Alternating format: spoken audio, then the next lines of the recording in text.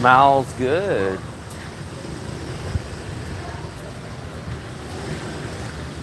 I wish we could find a little shortcut to cut through our old neighborhood like that. That doesn't get there. Because remember, Fluffy, on that side of the street's our old hotel. Yeah. But there's no shortcut there. You can take the shortcut.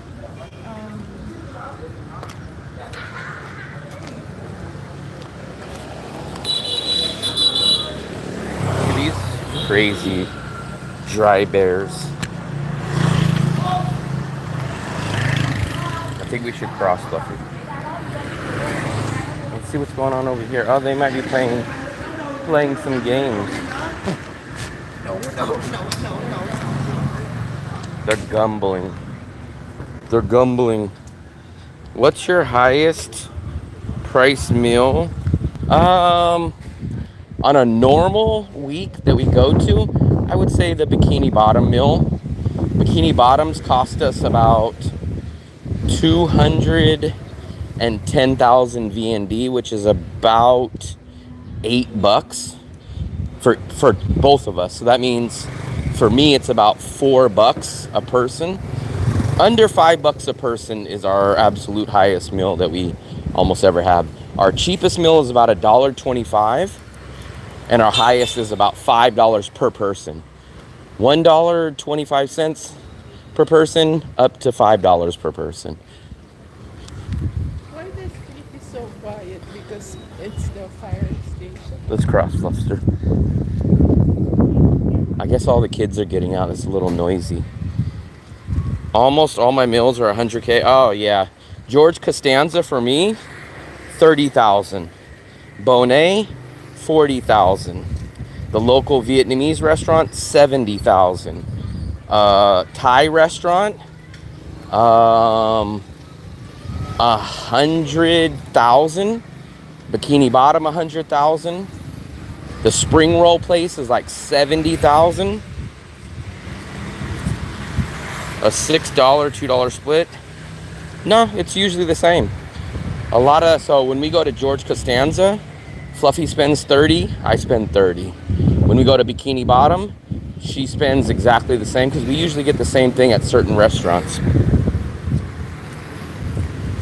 He was asking me what our highest paid meals per week are. And I told him basically per person we spend $1.25 is the lowest per person, and the highest is about $5 per person for each person's highest meal per day.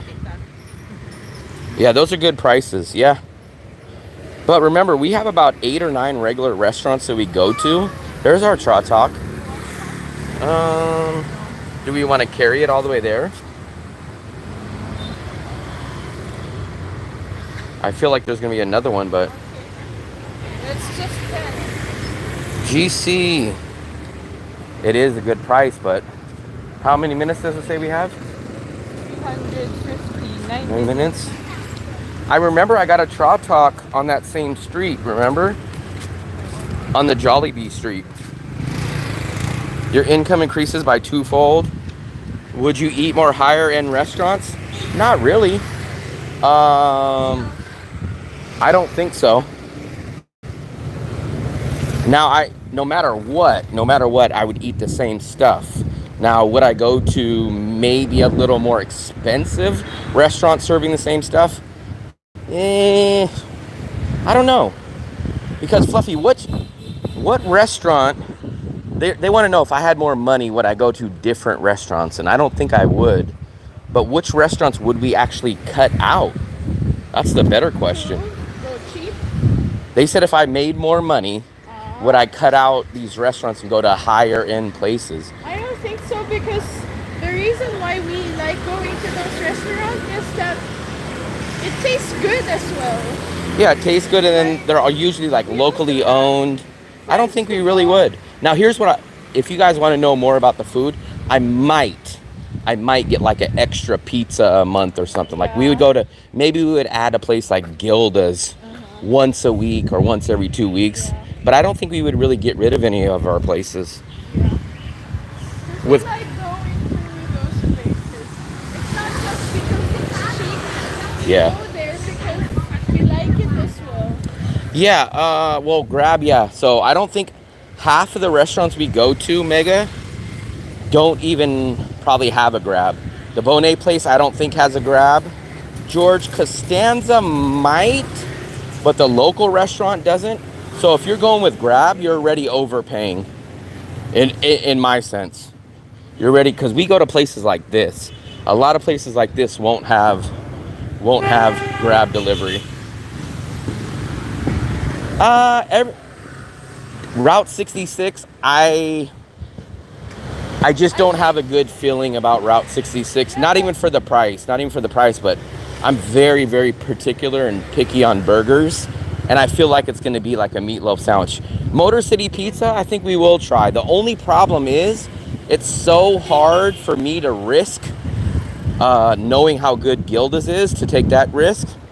But maybe like the way that we would try Motor City Pizza is if, like say we were planning on going to Gilda's and we get there and it's closed or something, then we might say, hey, Gilda's is closed. We were planning on getting pizza. Let's go ahead and get Motor City. Or I know someone that says, hey man, when I get there, I want to take you to Motor City Pizza. That's probably how we'll end up at a Motor City Pizza. I don't think it would be a bad place. I think Motor City would actually be kind of good, but it's just so hard to substitute it over Gilda's.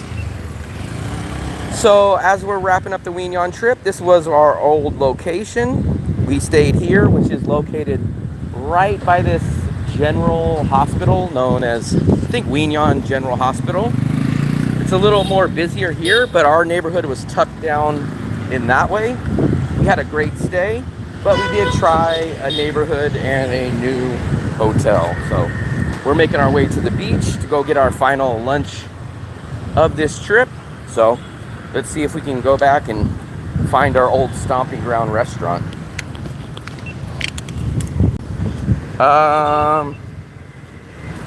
At $10, that cheeseburger has to be good. No, remember, I've had a lot of stuff that's been in that price range. Like, what have we had that's expensive? Something Pub, Hannah's Pub. Go look up at Hannah's Pub in Danong, and I think I spent like $8 or $9, much more than Bikini Bottom, and it was the absolute worst burger I've ever had. Worst.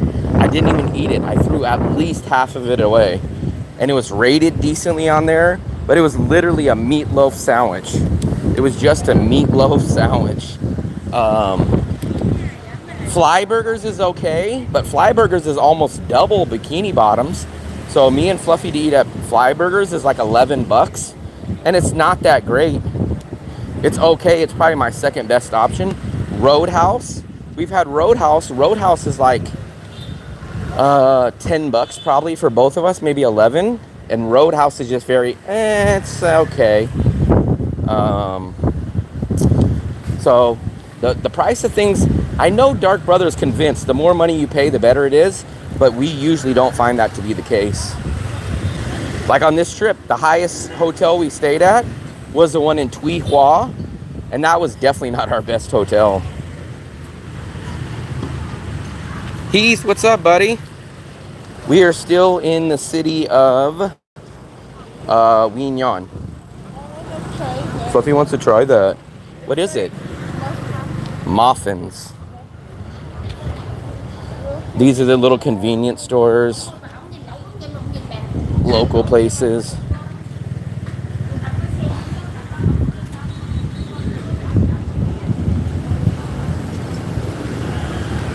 What I noticed really, really cheap in this city is the Zon SM taxi rides. Very cheap, extremely cheap. But what we haven't noticed to be as cheap as Danong are the small little bakeries. The restaurants are at least the same. Like, shockingly, now that we've traveled so much, we have never ran into a George Costanza price place in any other city. We haven't even ran into a Bonet type of place, except for the place today that we had breakfast, yes. But that Bonet is, watch it, Fluffy, you almost walked right into that.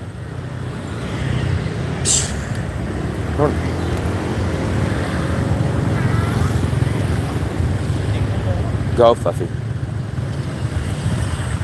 It comes to beef.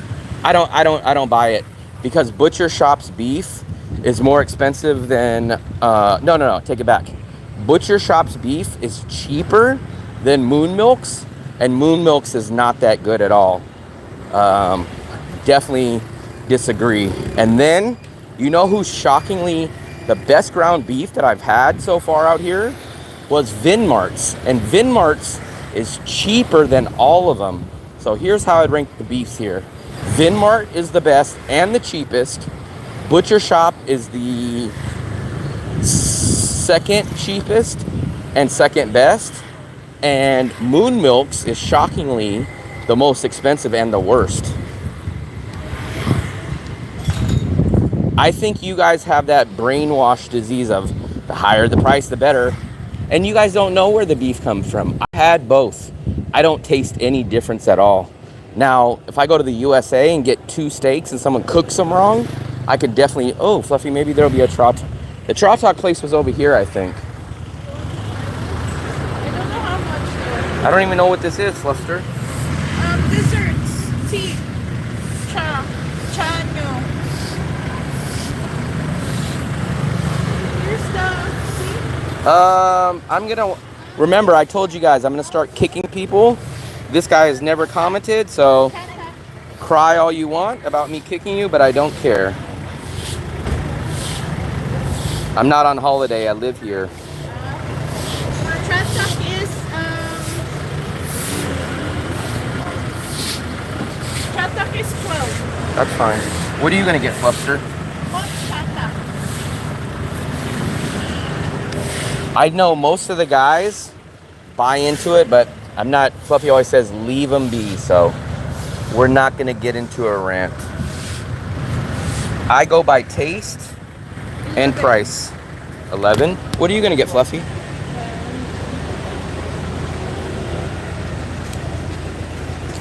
This looks good. Fluffy, grab 30. No, not tonight. We extended one more night. Either we would have took the 6 o'clock train, or we would have took the 6 o'clock train, or now we're probably going to take the 6 in the morning train. Let me get a little bit of B-roll of this.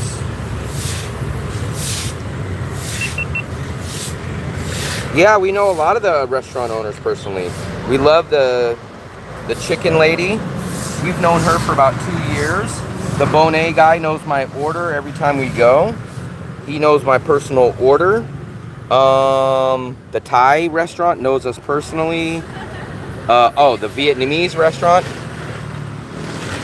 The Vietnamese lady knows, the Vietnam restaurant knows us personally.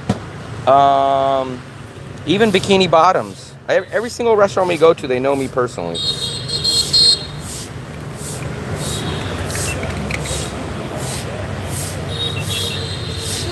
This is for dessert or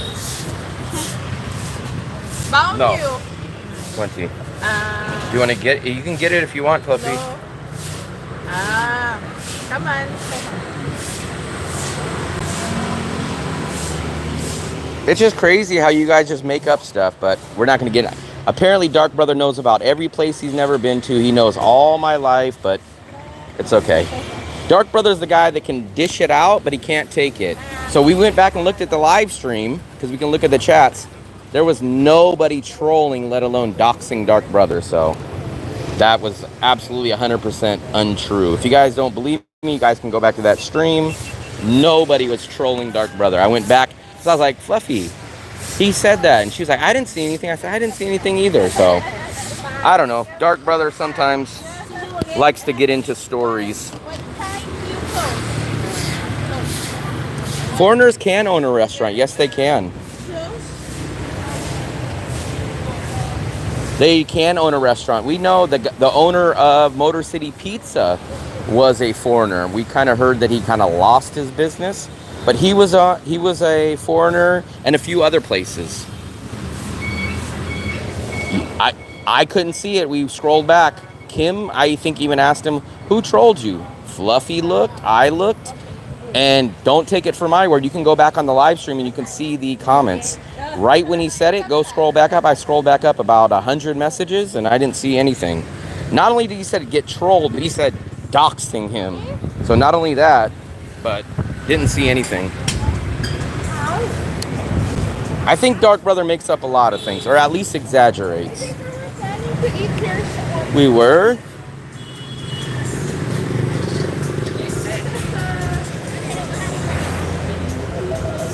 I don't criticize people in the USA the same way, just like that. So there's millions of Mexicans and Chinese that live in the USA and can't speak a lick of English. I don't criticize them because they don't want to learn, and just the same way as me. But I know literally tons of people's parents that I grew up with.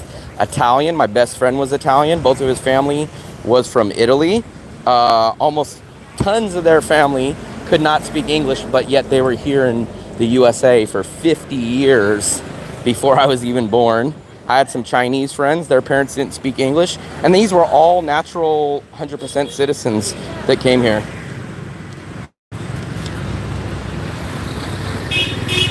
There was a random guy asking me all types of questions. I didn't see that message, and you said he kept trolling you and that you were leaving because he was trolling you, which everybody trolls me and I still let people stay. And then today you said he was doxing you, which doxing you means giving out your personal information, your address, stuff like that. And there was not one message that was anything like that. This street's the most busiest we've ever seen. There we go, look at Fluffy, those are the ones that you had before. This is the walking street.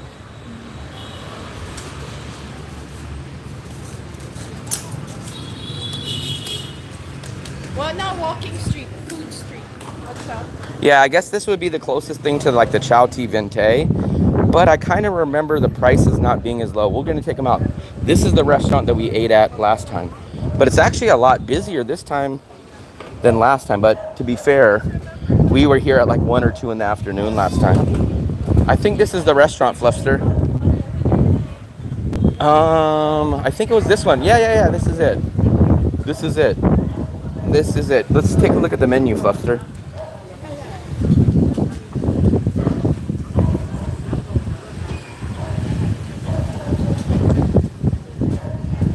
That is not doxing someone. So like I said, Dark Brother, you definitely played it up. People will tell me all kinds of things. Oh, you grew up this, you grew up this. Someone asked you, they said, Dark Brother, are you black because of your name? So that's a very common question. And I think you said, oh, no, I'm not black and I'm not white or something. That's a very common question. It's not based on you, it's based on your name. And then you said, okay, I'm out. People are trolling me. I don't think anyone was trolling you. Your name is Dark Brother. And the issue was something, I think I was talking something about like how they favor lighter skinned people. So it was a very relevant conversation.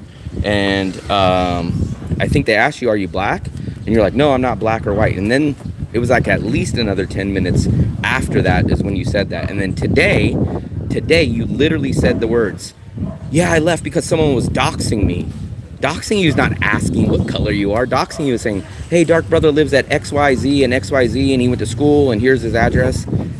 At minimum, that's a huge exaggeration. What are you getting? I forgot what I got last time, Fluffster. I felt like did I get a pork chop? I felt like I got a pork chop or something. This is our lunch, actually. We haven't ate lunch. I think I maybe got that last time. What was this? This is with Beef, okay. This is with veggies. So you guys might see me eat a rare occasional noodle dish. I think that's what I'm gonna get, Fluffy. I'm gonna get this one. Get the lasagna.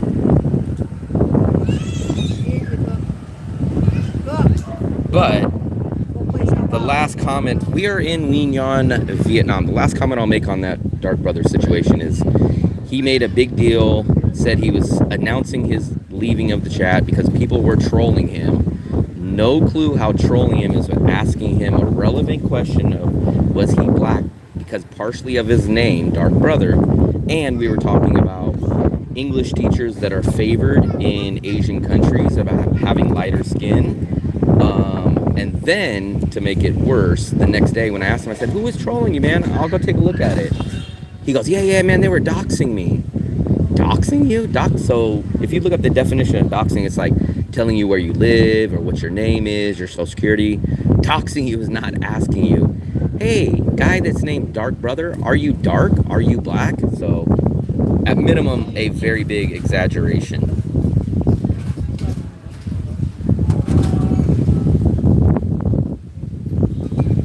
Yeah, but see, that's the point. You announce in the chat room that you were trolled, which is untrue, and then it makes my chat look bad because then it's like, oh, Will's not controlling his subscribers and doing this, and then to make it worse, you said, oh, they're doxing me, they're doxing me. It's like, no. You guys see where I live. If anyone should be paranoid, it should be me. People see what rooms I stay in, and I have no qualms about it. Wow. Let me show you guys this. Let me get a little B-roll of the menu. So we probably might, if you guys hear us talking and it's kind of random, off topic, it's because Fluffy is mic'd up and I'm mic'd up and we're shooting a little GoPro video too. So we are actually back here. Fluffy, do you remember this from a year ago? Wow, and we're right near the beach. This is called Walking Street. At least that's what it's called on the Google Maps. And it's a lot more busier than it was last time. But to be fair, I think when we got here... it's usually closed because like we would eat lunch. Yeah, we ate lunch here, which was like 1 or 2, which is usually kind of the slow time. But now it's like 4. We're eating a very, very late lunch. And these tables weren't out there, so I don't know, maybe business is booming or it's more of dinner time. And this is the one rare occasion I will get a noodle dish. So most people have never seen me eat noodles in Vietnam or Asia, let alone anywhere actually. But I'm gonna try this because I did have it last year, and I kind of eat the same stuff and I kind of keep tradition. So maybe every year we'll come back to the city of nhon and I'll eat my noodle beef dish and kind of check out stuff. So Fluffy, we are just wrapping up our trip. We only have a few hours left. Where would you rank nhon, or at least what would you say about nhon compared to all the other cities? Would you say that you enjoyed this city more or less than the majority of other cities we've been to, or what would be your breakdown of this city? It's a laid-back city, so I like it. You like it? Yeah. Would you say the city that we went to, Tuy Hoa, is better or worse? Which one would you pick out of nhon and Tuy Hoa? Nhon, but I feel like Tuy Hoa is small city and it's very rural. Yeah, but it does have the beach and it has a little bit of the amenities. I like nhon a lot. I just think it needs the Western aspect. And shockingly, everything is not really that cheap here. Now, accommodation is kind of cheap. This is our cheapest hotel we've ever stayed at, $7 a night. But same thing, Fluffy, I think our general idea or general visualization is that Da Nang's food is cheaper than all these cities, no matter how big and small they are. I don't know why. Nha Trang's food, much more expensive. Tuy Hoa, at least as expensive, if not more. And nhon, at least as expensive, if not more. So Da Nang apparently has cheap food, or cheaper food options. At least that. But the city of nhon probably has the cheapest regular hotel options. Nha Trang probably has the cheapest, best quality multi-star hotel options. That's the way that I would put it.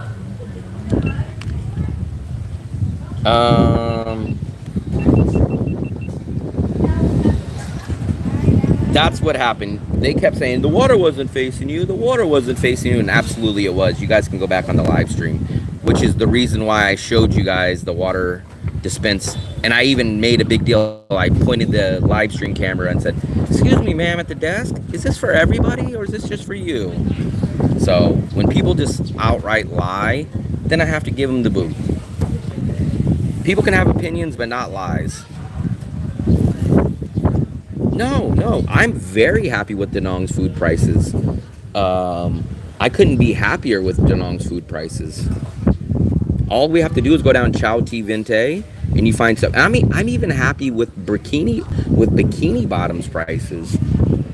I'm ecstatic about Kin's prices. Come on, Fluffy, what did you get? Rice. I think you guys are probably hearing the wind noise, but I'm trying to block it as much as I can. I mean, you guys can agree with the chat, but the fact is the water is free no matter what. The water was facing us. The water is always free. Fluffy's worked at hotels. It's a general rule. If there's a water dispenser out there, it's 100% free for everybody. It's not a public water dispenser for the employees.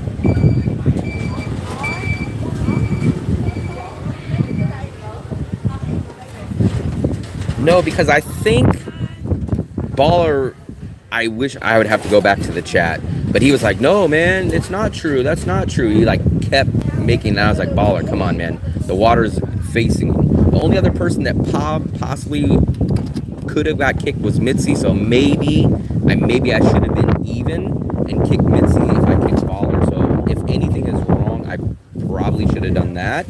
But either one of those. And I only gave him a 30-minute suspension. So what is that, Fluffy? That's sauce? Yeah. It looks like a peach ring.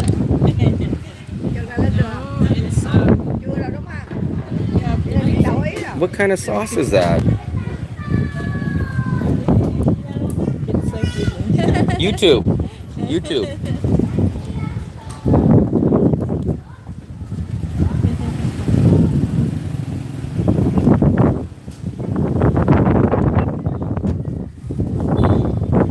No, I never kicked him. I said I kicked out Baller for 30 minutes, but they both were probably on that same level. And I said if I would have been fair, I probably should have kicked both. But if I'm at fault in anything, it's not kicking both. So 1, 2, 3. Oh, jeez, that wind. That's why I said if I'm at fault on anything, I probably should have gave both. And if anything, I should have probably given Dark Brother a suspension at one point in time. But you guys see how far I let people go. But Fluffy always says, "Let him be, let him be." How about chilies? You want? Like this? No. I'll just eat this. We'll get a little B-roll of this street. You know what? You guys get rowdy, and then when the mom gets home, you guys like point at each other's. Yeah, you know what's shocking to me? When I go watch other people's videos or live streams, the people are just like falling over themselves for the YouTubers. I get the opposite. People come in here to give me a bad time. It's crazy. It's like, why are these guys my subscribers? Like, what is the statement? Who needs enemies when you have friends like these?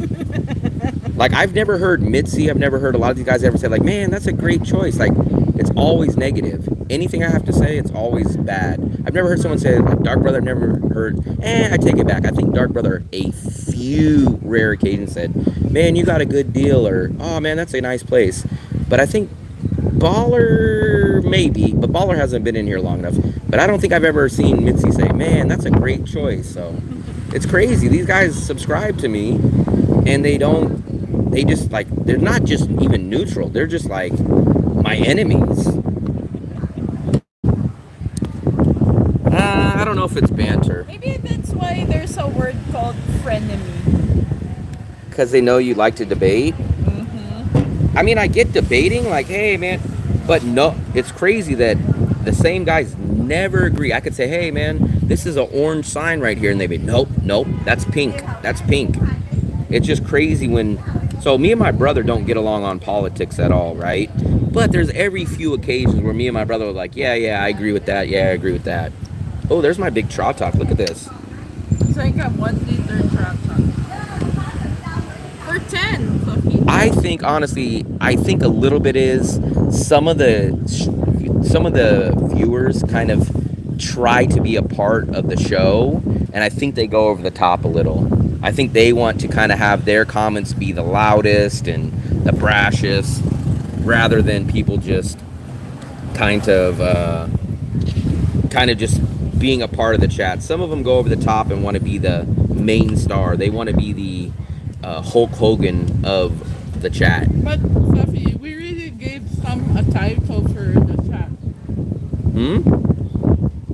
Like, because to be honest, like some of the people who goes to the chat, we remember them by what they type. But to be fair and to be honest, I guarantee you, I don't know how many live streams you guys go on of other people, but I guarantee you, I would be blown away if you guys go on to, who do I know? Like, I know Gio does some live streams every once in a while. Big name people. A lot of these guys, fat and broke, I guarantee you, those guys do not read every one of your comments out loud, especially, and respond to you. I guarantee you, not only do they not answer all your questions, but they kick you guys out all the time. So those guys, you'll go in there, you might type 20 messages to them. You guys will be lucky if they read one of them. I try to read every single person's message, so I feel like I go well beyond reading your guys' messages, not kicking people, and responding.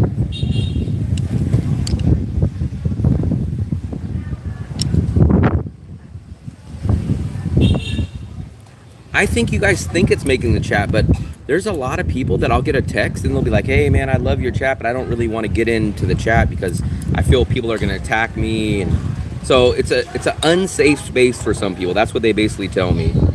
And instead of, like, if I wasn't debating about water for 10 minutes because you guys keep going on about it, maybe I'd be telling someone a travel hack of like, hey, book this place. So it takes away, and it also causes other people to not want to chat because they feel like, hey man, I'm being attacked by this guy Dark Brother's always chatting and he's probably gonna pick on me. Because there's another guy that you guys always pick on. What's his name? The other trader, K1 or K something. And sometimes you guys, it's just crazy that Baller, Mitzi, and Dark Brother always have the same ideas, and then they always attack the same person. And if I was those subscribers that are watching my channel, I wouldn't put up with it. I would either fight back and get kicked out of here, or I just wouldn't chat.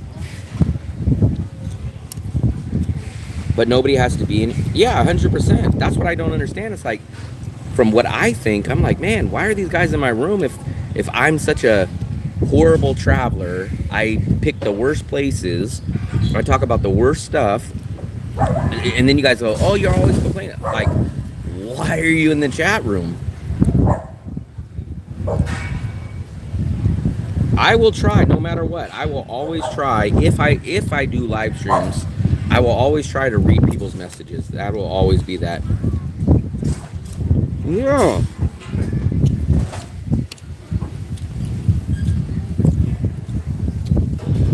Hold on, because I can remember the other day, I think there's a guy like K, I can't remember his name. It's K something. It's like K1. And Mitzi will just get on him every time about trading stocks. He'll be like, he's a scam trader. And then you guys are like, haha, yeah, Mitzi, you're right. And he'll be like, something about leverage. I usually ignore those messages. But then you guys will just dig into that guy, K1.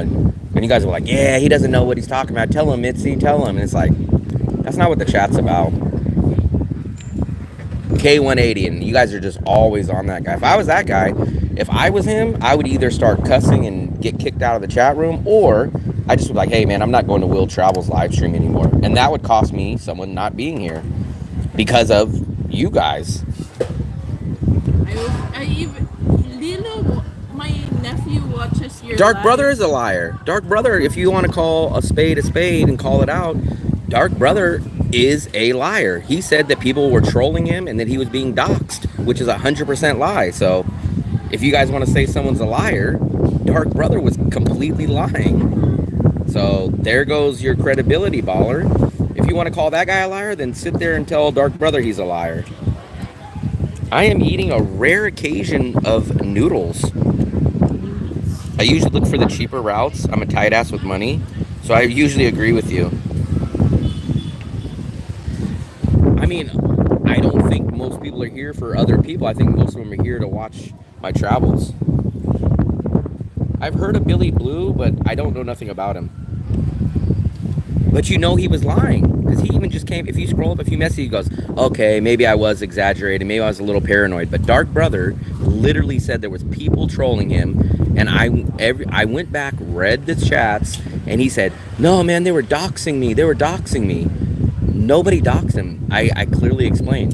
His name is Dark Brother. We were talking about that they hire lighter skinned teachers, right? And he said, they were doxing me. And I go, Dark Brother, when were they doxing you? He goes, they were asking me if I was black. And I go, yeah, because of your name and because we were having a conversation that you were engaged with about teaching English. And maybe that has something to do with why you don't get hired for certain jobs. But he said they were doxing him. Doxing him means you tell people's names, you give them address, your social security, not asking, hey, Mr. Dark Brother. Like, it would be like having the name Ice Cream Man. Say, hey, Ice Cream Man, do you sell ice cream? Like, it was not.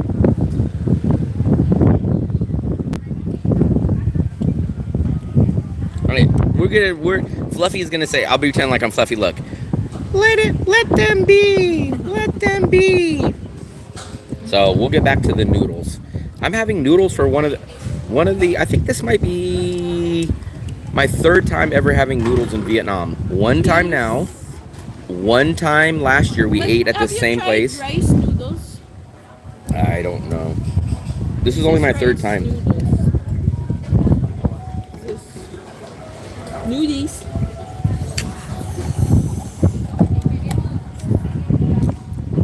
The only thing I've noticed about noodles here, I've had them only 2 or 3 times, but they always seem so dry. When I try to swallow them, sometimes I choke.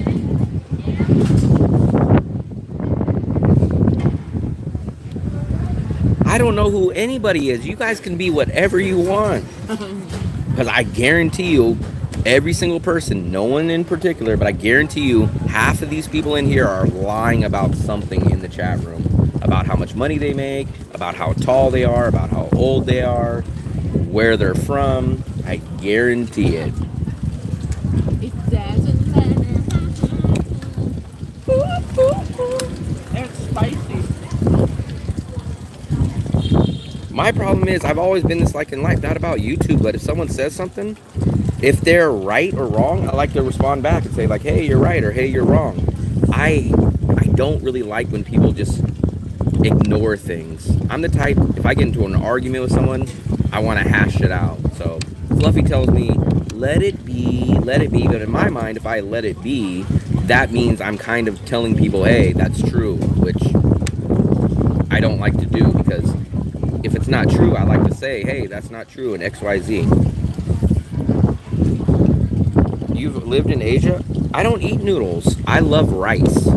So remember, I think I've only eaten the soup 2 times, unless you guys count that little side dish soup that I put on my rice. But I don't eat rice and I don't eat noodles here.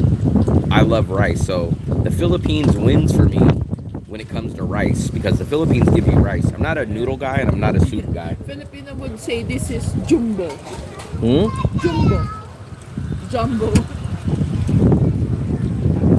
Like for me, so these are not bad, but I cannot imagine myself choosing noodles over beef or chicken with rice. Rice is more filling for me. It tastes better. And then for me, every time I look at noodles like this, I'm like, this is a cup of noodles. Like, this is what I get for 89 cents at the dollar store. This is the same exact thing.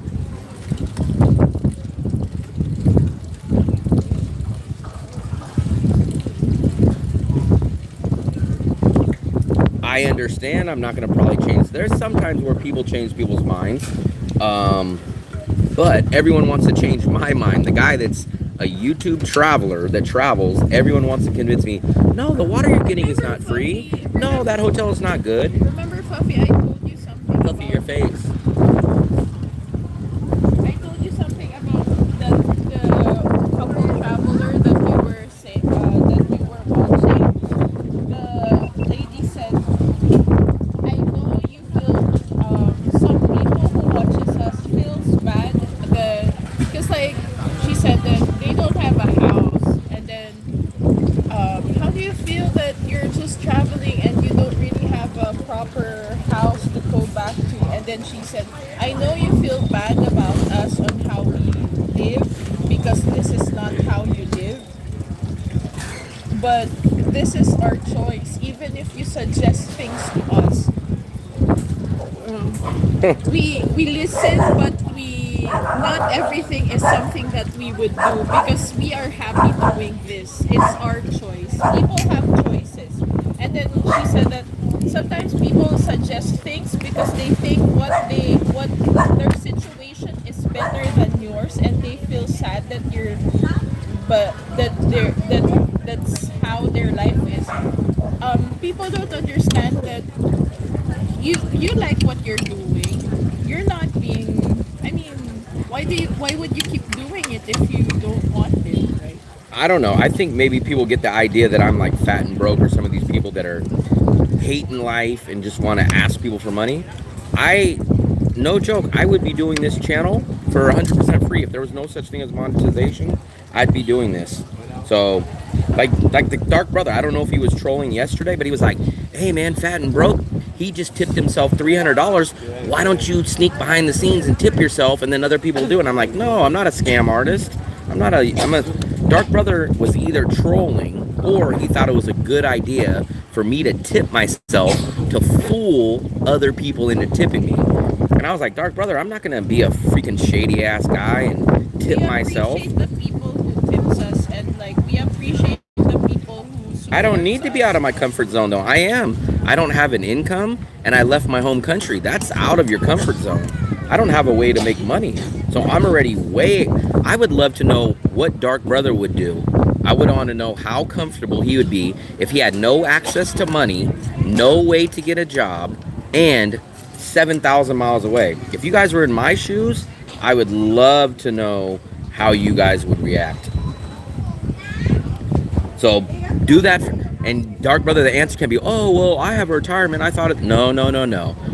Put your guys' like, you guys are armchair quarterbacks. You guys watch this, but you guys didn't move out of your country with 1 year of cost of living. I don't even know if I'll do the service then, but if I do, then we'll do it. But I'm 50-50 on the fence of not doing the service, just for multiple reasons. Nothing bad, but just not sure. I started it just out of an idea, and I've done it for about 6 months now. I got 5 customers, 6 months. I don't know if I'm still going to focus on it. It's all everything at this point is kind of a wing it, seat, fly by the seat of my pants stuff.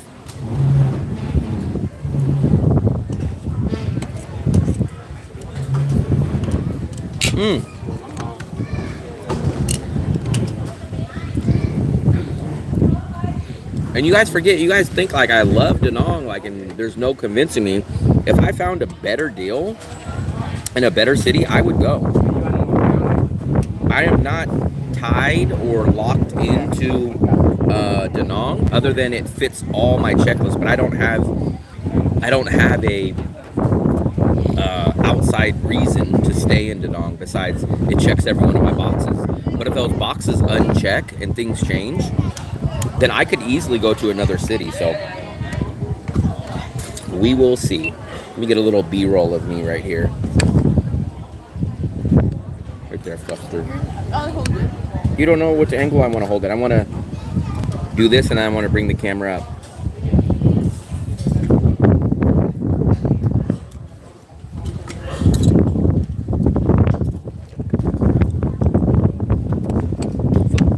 Fluffy, what did you get? What was that called?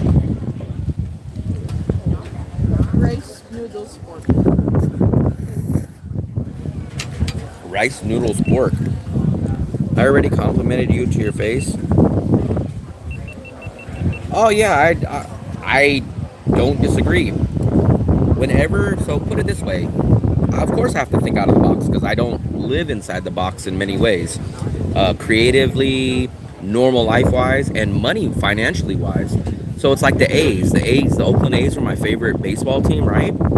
And they think outside the box. You know why? Because they had the lowest payroll in the MLB. The Yankees have the highest payroll in the MLB. So the Yankees would just go around buying players, paying for this, paying for that, right? And for me, I have to think outside the box and have to do other things because I need to make the dollar stretch.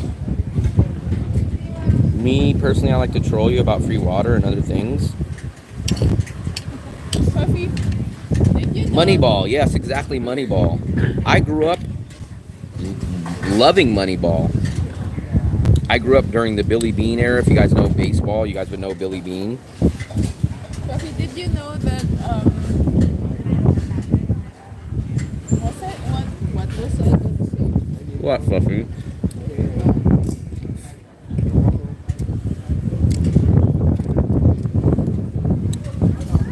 Also, another reason why I don't do things is two reasons.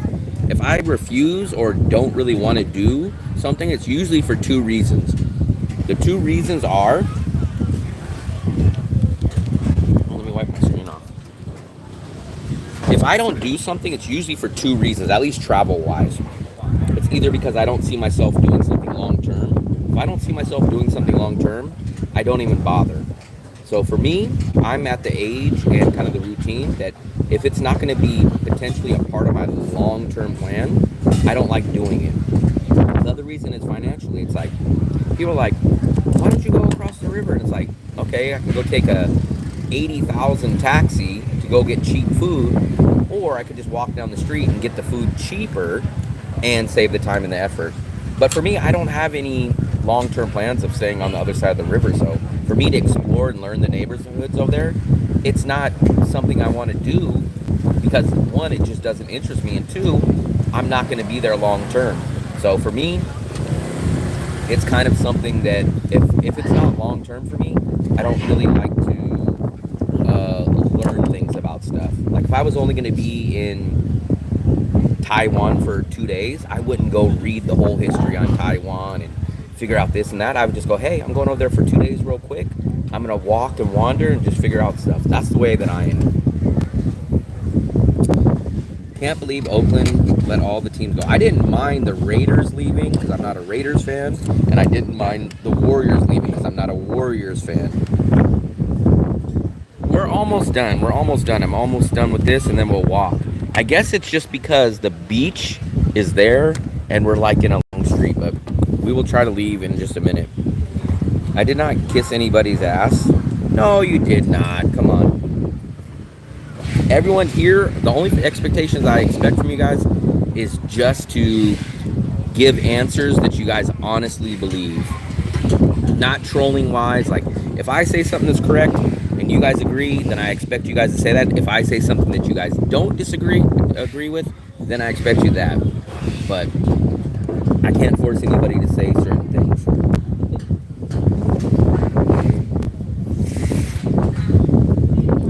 Someone earlier wanted me to walk.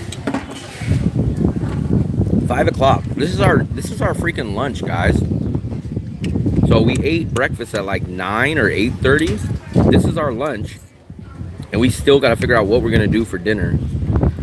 But the problem is, dinner, everything closes here at like 9 or 10, so it's like crazy. We also have this with you.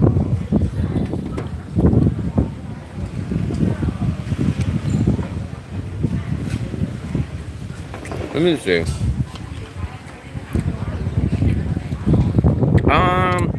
Possibly my audience would like that, but remember, YouTube is a lot about niching down.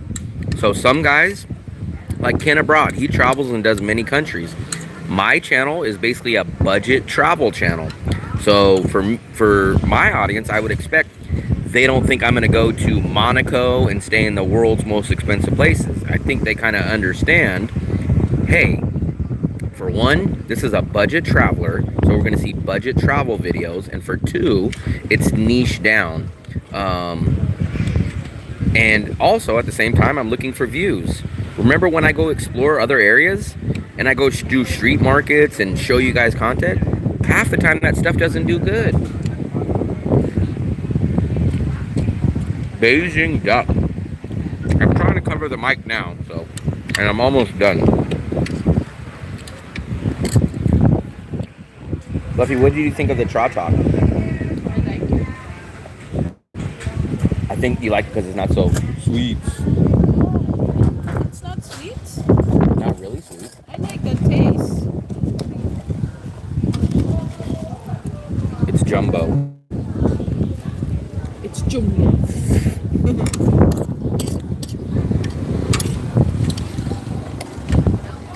Don't like it. It's okay. It's like a regular Cha Cha to me. Tastes like more lemon ice. So what are we going to do after here, Fluffster? Walk at the beach and I'll ride the swing. Oh, you didn't ride the swing last time. Because I feel like the seat is hot because it's metal. I usually don't do breakfast, but I've been doing breakfast because of the buffets. And I did breakfast because I went to sleep. Actually, I went to bed early last night. I went to bed, I think, I don't know, probably like 12. And then the breakfast place, 11:30, something like that. then our breakfast place is literally 15, the Bonet place, we're here, the Bonet place is like right there, and it's 25,000. No, I wouldn't find the cheapest place in Monaco. What I would probably find is the best deal in Monaco. Like, I would probably do something like, hey, I met a guy that loves YouTube, and he rented his second bedroom that's completely unavailable in a downstairs unit for $14 a night. Like, I would figure out something like that. I get creative on stuff like that, but I know the false conception is that I go for the cheapest stuff, but I don't go for the cheapest. I go for the best bang for your buck. So I could pay a little more to get something that's much better, either quantity or quality. But for me, if I went cheap, I'd be living in a studio or a tiny, tiny little hotel for the cheapest price. I'd be eating noodles every day. But for me, I'd rather upgrade my budget a little bit, upgrade my accommodation a few bucks, because that few dollar increment bump increase drastically increases what you get. Fluffy, you ready? Let's pay. How much you guys think this late lunch was?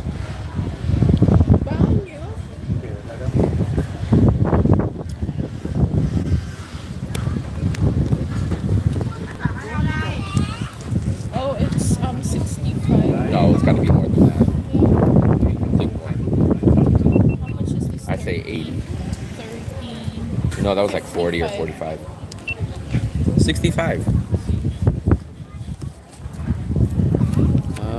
Come on. Yeah, that $12 was not bad. Like I said, you guys always say I'm criticizing, but I'm not.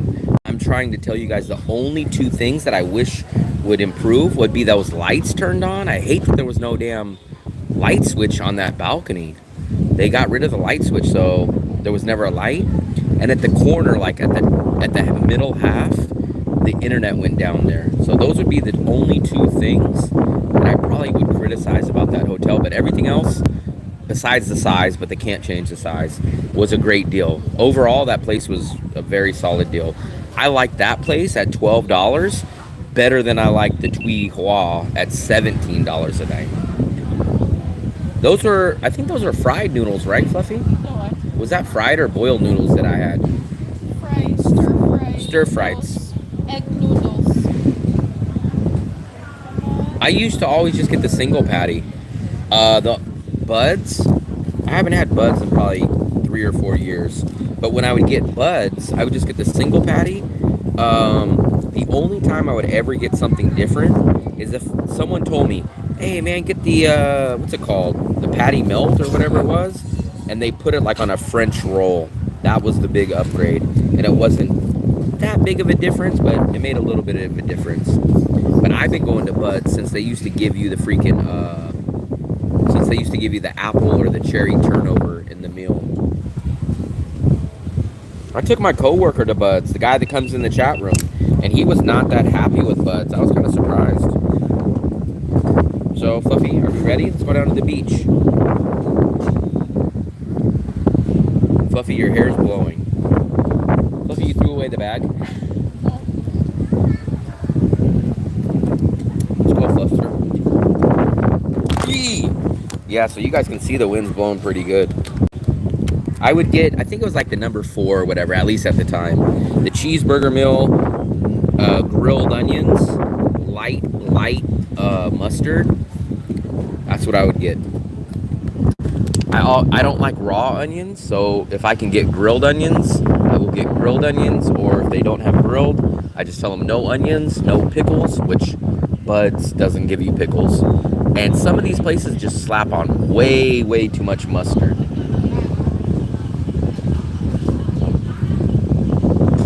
Yeah, I'm not a big noodle guy, but you ready, Fluffster? That lunch, 65,000, so that was about $2.30. But actually, this little street gets going pretty good. These are places that we like to eat at, so a lot of tourists and Westerners we know, that at least the ones that'll say like, man, there's no way we can spend under 1,000 in Da Nang. And I say, oh, do you go to places like this? And like, no. We go to the French artisan Vietnam place. And I go, oh, that's why you guys can't get your budget down. They go, oh, well, we don't trust these places. We're scared. And I'm like, come on, man. Come on. Let me actually get this little... Fluffy, don't forget your phone. Let me get a little B-roll. Let me get this B-roll of this place outside.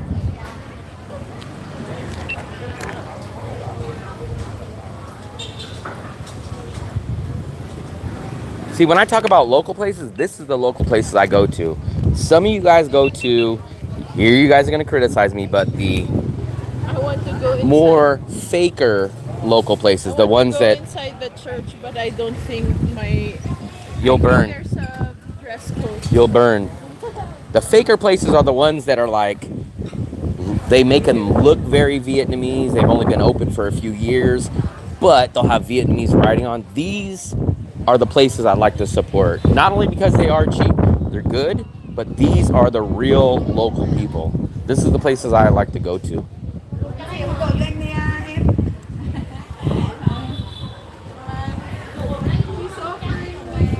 Wow. Yeah, I've never been to that Vietnamese place. I don't think I've ever had Vietnamese food. I think I had Vietnamese food maybe twice or 3 times in USA. But they never would, because actually the guy that I'm talking about that comes in the chat room, he would always say, let's go get that. And I'd be like, nah, I don't want it. I'm not a soup guy, because everybody would get the soup. Now, I probably would get a banh mi if I went back now, but the problem is the banh mi would be freaking $12. And you think I could pay $12 knowing that I only get it for 80 cents? It would be heartbreaking to hand them over a $20 bill and say, hey, let me get $8 back in change. I can get that for a whole month. Remember you like the garlic pasta? Uh-huh. Did you know that that's popular in San Francisco? And the one yes, I know that. Everything that is from a Vietnamese restaurant who serves crab. They serve it as a side dish for a crab meal. Wow. That's always crazy when Asians, and actually, I'll tell you, like when I go, even when I'm in the USA or like when I'm in Vietnam, they'll always turn down the street food. It's very weird. And I'm like, if I can eat it, how do you guys not eat it? But we'll hear it. It's kind of, I don't want to say self-hatred, but it's something like that. They're like, oh, that stuff is low class. And I'm like, man, some of the best meals I ever had are places like this. Just like in the USA, when I go to the burrito plates, like the taco trucks, man, those are some of the best Mexican food I ever have. There's no sit down. You go order at the taco truck and you take it out. Those are some of the best foods ever. Anybody got a recommendation for hotels? I do not. I stayed at a place called the Euro Hotel in Ho Chi Minh. The other place, I do not remember where I stayed, but it was called Euro. I think it was just called the Euro Hotel. You getting another drink? Get it, Fluster.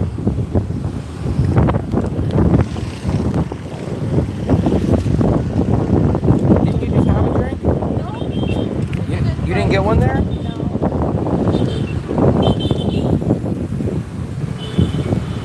No. I didn't get that. Ask her, say, can you put another one in for the video? But don't charge us. Can you put one in?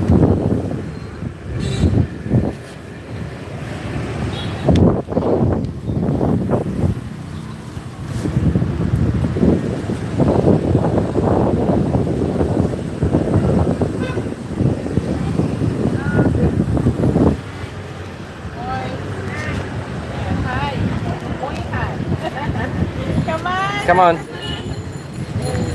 The thing is, I think a lot of you guys have the false perception, though. The more expensive something is, the better. And I will tell you, sometimes, yes. Absolutely, sometimes. I'll give you guys a perfect example. I'm not a candy guy, remember, like I told you. So, it was a rare occasion years ago.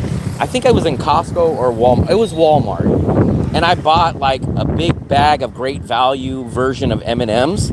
They were absolutely terrible. I could not believe chocolate candy could taste so bad.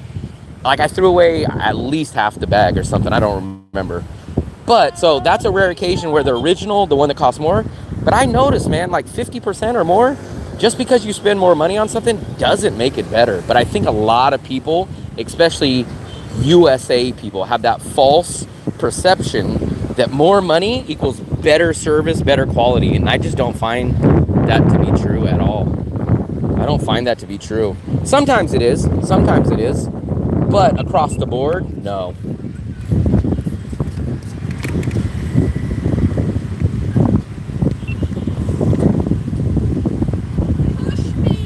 Like, I bet if we did a blind taste test of like 10 burgers, I guarantee you, most likely the number one burger would not be the most expensive.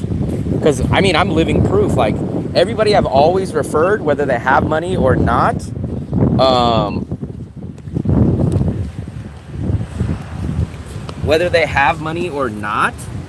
let me do this one, Fluster.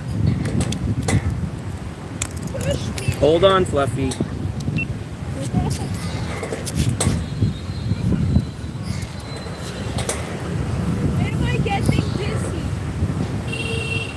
Fluster water. Hold on tight, Fluffy. Wait!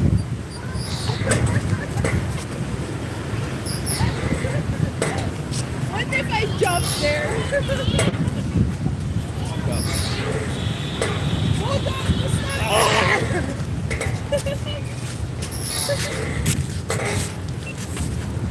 Fluffy was gonna go all the way wrapped around. She was gonna go like this. I was trying to push her all the way around.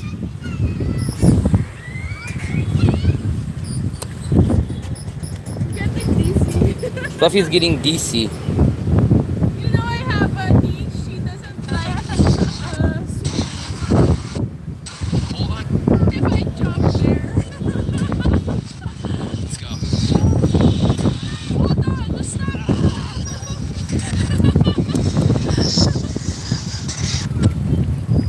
Actually, the sun's looking pretty nice too. The sunset.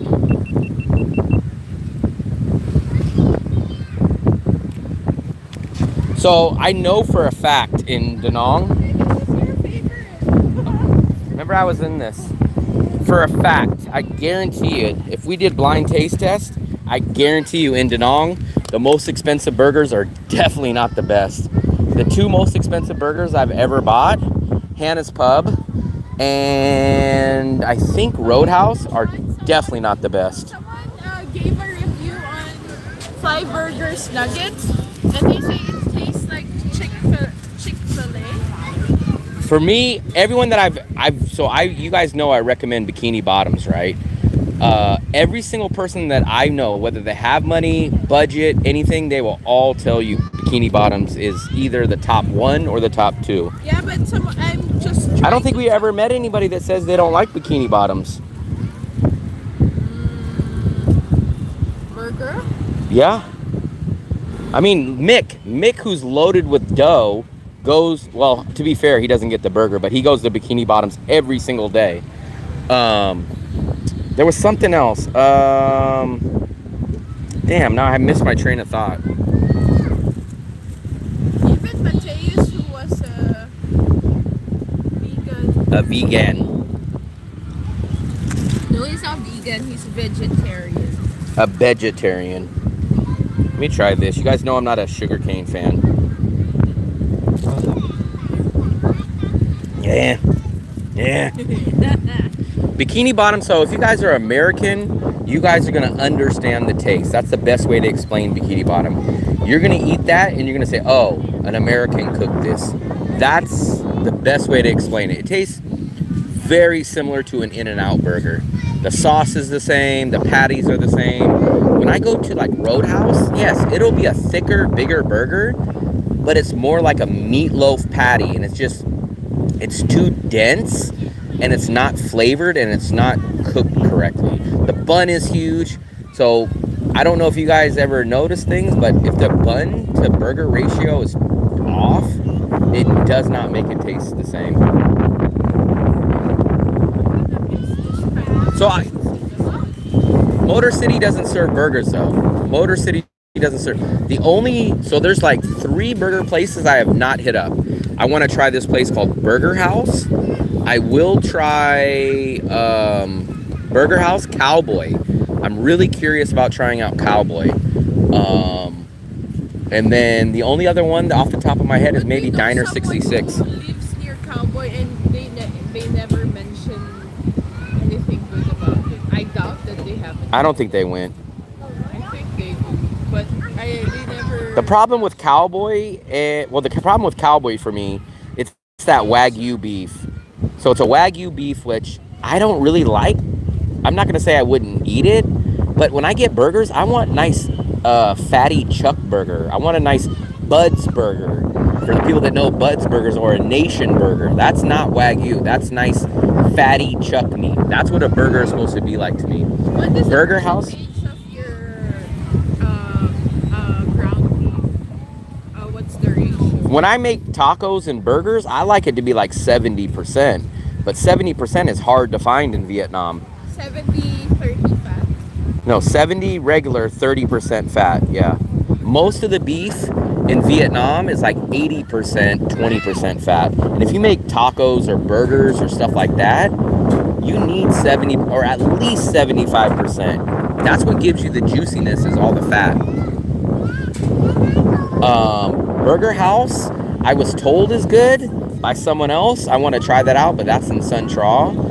The Diner 66 is just an arm and a leg. And I've never heard one person ever talk, good or bad. Dirty Fingers is Yeah, they own the same restaurant. So I bet you if you try Dirty Fingers Burger, I bet you it's exactly the same burger as Diner 66, since they have the same owner. I bet that foreigner don't see a lot of foreigners as well. That's why he was looking at us. I love the Terminal 21 Mall. I either got that Chinese place, Fluffy would get the Indian place. What else would I get? There's the China and the Thai restaurant. I would get the Thai restaurant place, the Chinese place, and I always got the watermelon shakes. The roasted pork.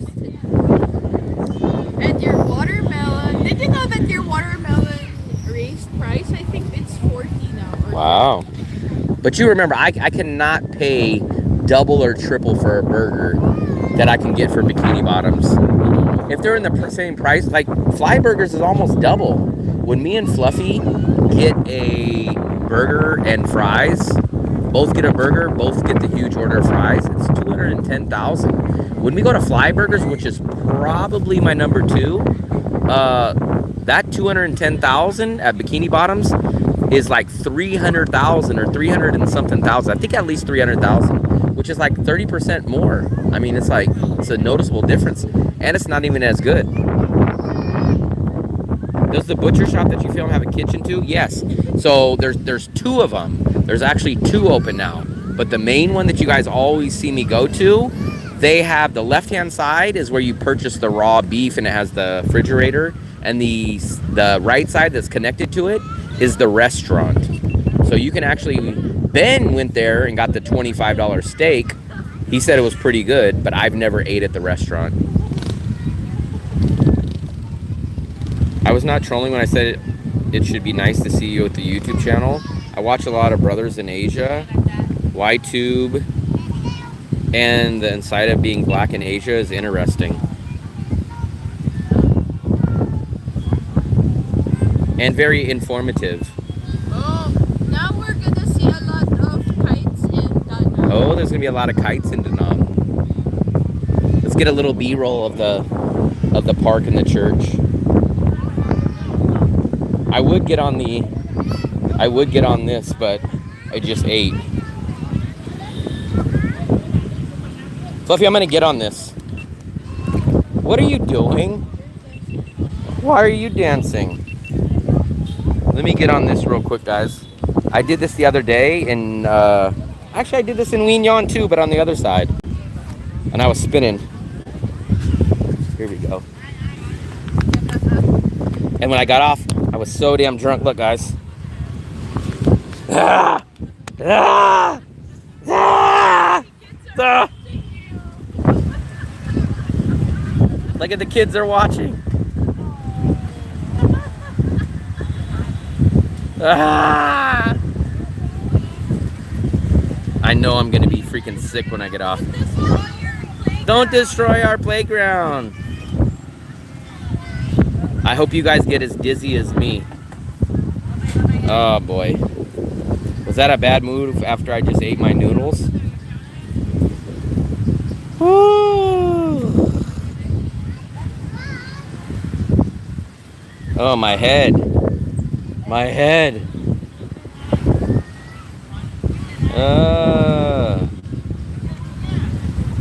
My head is spinning.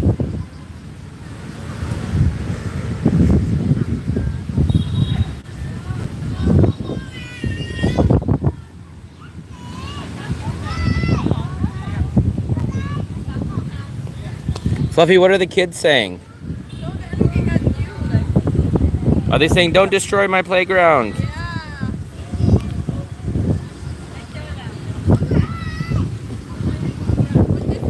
We're on top of the world. Look at that sunset though, guys. Look at the beach. We're gonna show you the beach in a second too. Let's go take a look at the beach. Yeah. I always like the garbage cans out here. They always have these ones. The bear is out here, Fluffy, but what's in Da Nang? Oh, the penguin. You guys still there? You guys still alive? Where you guys at? Fluffy, you want to go take a look at the beach? We'll stay here. Fluffy's too lacy today. I wanted to soak my feet in the... $600 in Da Nang. I would say it's possible, but even for a guy like me, it would be... You would definitely have to watch your budget pretty tight. First of all, you would have to get accommodation for maximum $300, maximum. More of the mid to lower 200s for your place, and you would have to be eating at the places that I eat on Chow Ti Vinti probably all the time, or banh mi's or less, and you would have to walk. We love walking. We love getting our 10,000 steps. So you would probably want to stay in An Thuong just because of that reason. And if you drink, if you party, then no, $600 will not be enough. But if you live a simple, basic, non-vice type of lifestyle, then it's very quietly possible. I'd say $650, no problem. $600, possibly.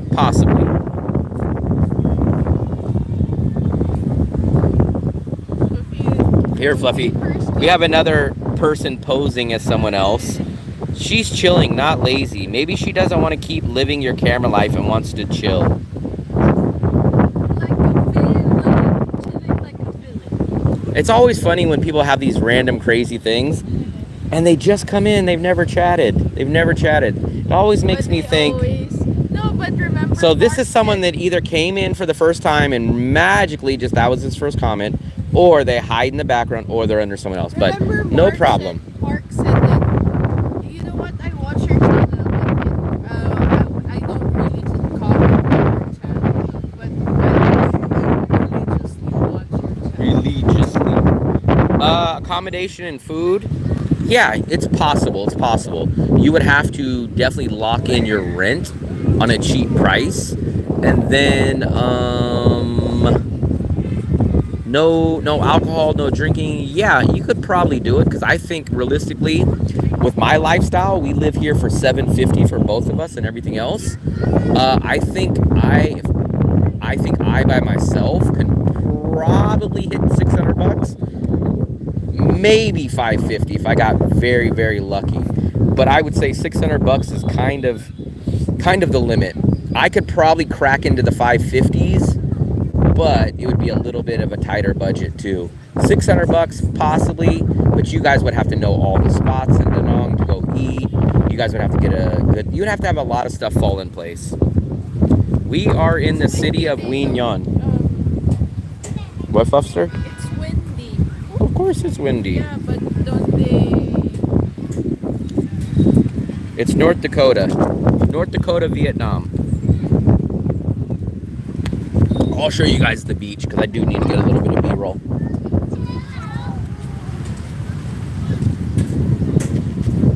$600 is possible if you are a good budgeter.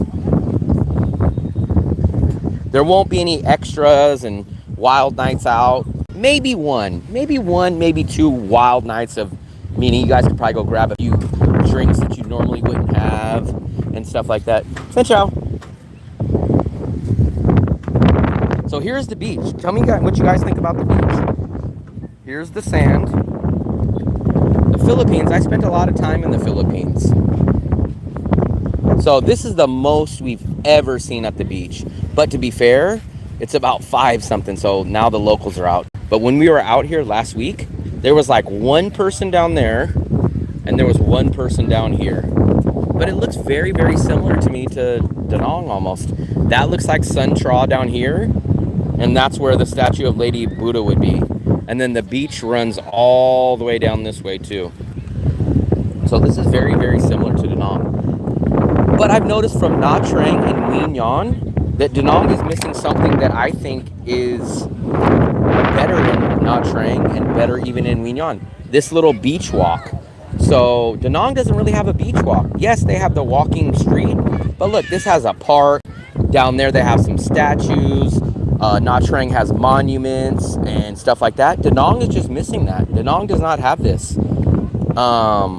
That is the one thing I definitely will say is better about Nha Trang, is the beach walk. I don't know if I'd necessarily say the beach and from the sand to the beach is better, but I would say from the sand up on the beach walk is better in Nha Trang. So let me get a little B-roll here. Looks like a volleyball team is going to play over here. What city in the Philippines are you at? Because I'm not going to say I've been to tons of cities in the Philippines, but I've been to about 6 or 7 cities in the Philippines. And my girlfriend's from there, so I spent time in the Philippines. This is the last few hours. We are taking the early morning train. I still haven't booked the tickets, but it looks like we're going to take the second earliest train back, unless plans change. Maybe we'll never leave Nguyen Nhan, but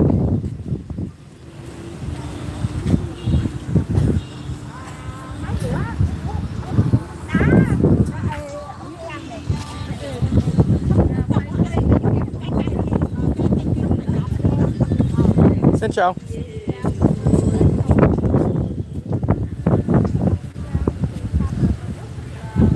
Back to where? Yeah, we're going back to Da Nang. Unless we just decide never to go back to Da Nang and just live riding up and down Vietnam on the train. But our apartment is paid for this month, and the rest of our stuff and our bags are there. So I think we would have to at least go back. But technically, here's a curveball. I have not signed the 3-month lease because that won't pop up until May 12th. So I technically can say, you know what? I love riding the train and I love going to different cities. Maybe May 12th, I don't sign the lease and then I just drive up and down the coast on the train for months and months and months, or at least till Fluffy gets back. So I don't think that's going to be a possibility, but it still is in the back of my head a little bit. 1,000 for me at least. We do get pizza every once in a week, twice a week. So if we'll substitute like Bikini Bottoms, like maybe we won't get Bikini Bottoms, we might substitute that for like a Gilda's pizza, which is probably the best pizza that we've had in Da Nang, in the Thai restaurant. So another thing that saves, it doesn't really save us, but we get a little bit more food. So the Thai restaurant, we've been using the 50% off discount. So on Grab, there's a 50% voucher for, we spend 150,000 and we get 300,000 worth of food. So we usually bring an entree home for the next day each. So if you find little stuff like that and take advantage of things like that, it works. I guess I'm gonna do my outro for here. So let me set you guys up over here. I'm gonna do my outro out for my YouTube, because I think this is basically going to be the last part. Son, here we go. So that's about it, guys. We are here in nhon. We're here at the beach. The locals are just starting to come out. As you guys can see, there's not many tourists here. It is not the next Da Nang as of yet, but it is a great city to visit. We've been here now 2 years in a row. I enjoy it. But I cannot say this is the next Da Nang as of yet. But I hope you guys enjoyed this channel. I hope you enjoy the video. And if you guys did, please hit the like button. Please hit subscribe. And once again, happy travels. So I think that's good. I should get a better background with that. Let's see.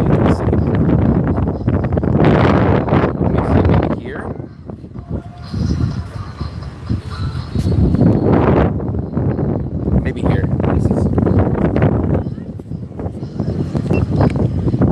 So what's up, guys? We are finally wrapping up this nhon trip.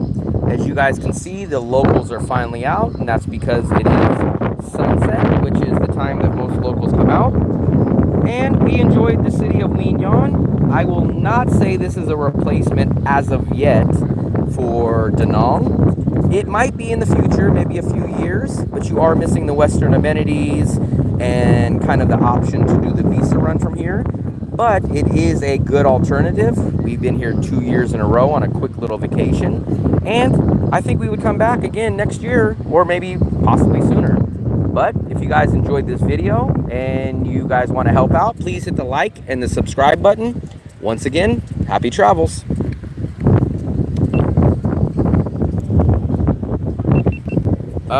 With outro. The outro's for the YouTube video. I appreciate it, Viking. I can't make people subscribe. I can't speed it up. I wish I could, but nothing I can do. Nothing I can do. The only thing I could do is get more videos out and hope that people enjoy the videos. They kind of say your work speaks for yourself rather than you telling it. So we are going to have a lot of uploaded videos coming out very, very soon. I mean, I have at least 6 videos that I got to edit once we get back. So there's going to be, if I can stick on the ball, if I can get on the ball and edit fast and edit all these videos, you guys will have like 6 videos in probably like a 2-week span. So I'm hoping that I just lock myself in my apartment, and I hope that I just freaking crank out all these videos. I have 2 videos that I have not edited that are still back from Da Nang. So you guys will be hit by a barrage of videos when I get back. So I've done the Philippines trip. I started, actually not technically when I started this channel, but about 13, 14 months ago, I did tons of videos in the Philippines. I did Cebu, Iloilo, Makati, Manila, Dumaguete, Bacolod. My channel, my views were terrible in the Philippines. I actually thought the videos would do good in the Philippines, and I thought they would do terrible in Vietnam, but shockingly, it worked the other way around. My videos did bad, or one video in Iloilo did good, but all the rest are very, very low, average, or poor. And my videos in Da Nang actually do way better than I ever thought they would. So, no telling in that aspect. That's what I'm shocked about. So maybe my idea is wrong, but I thought this. Okay, an American going to the Philippines, right? I had Fluffy in the video, so that it's like a weird thing. In the Philippines, if they see one of their own people there, they just magically subscribe. Didn't happen for me though. Did not happen. So Fluffy didn't really move the needle and cause a lot of Philippines subscribers to subscribe. Not sure why. And I didn't just stick in Manila. I went to Manila, Cebu, Boracay, Iloilo, Dumaguete, Bacolod. I went to all these places, and my videos just didn't do good. I don't know why. I can't explain it. I cannot explain it. I even did 2 videos with Gio. So Gio definitely gave me a boost.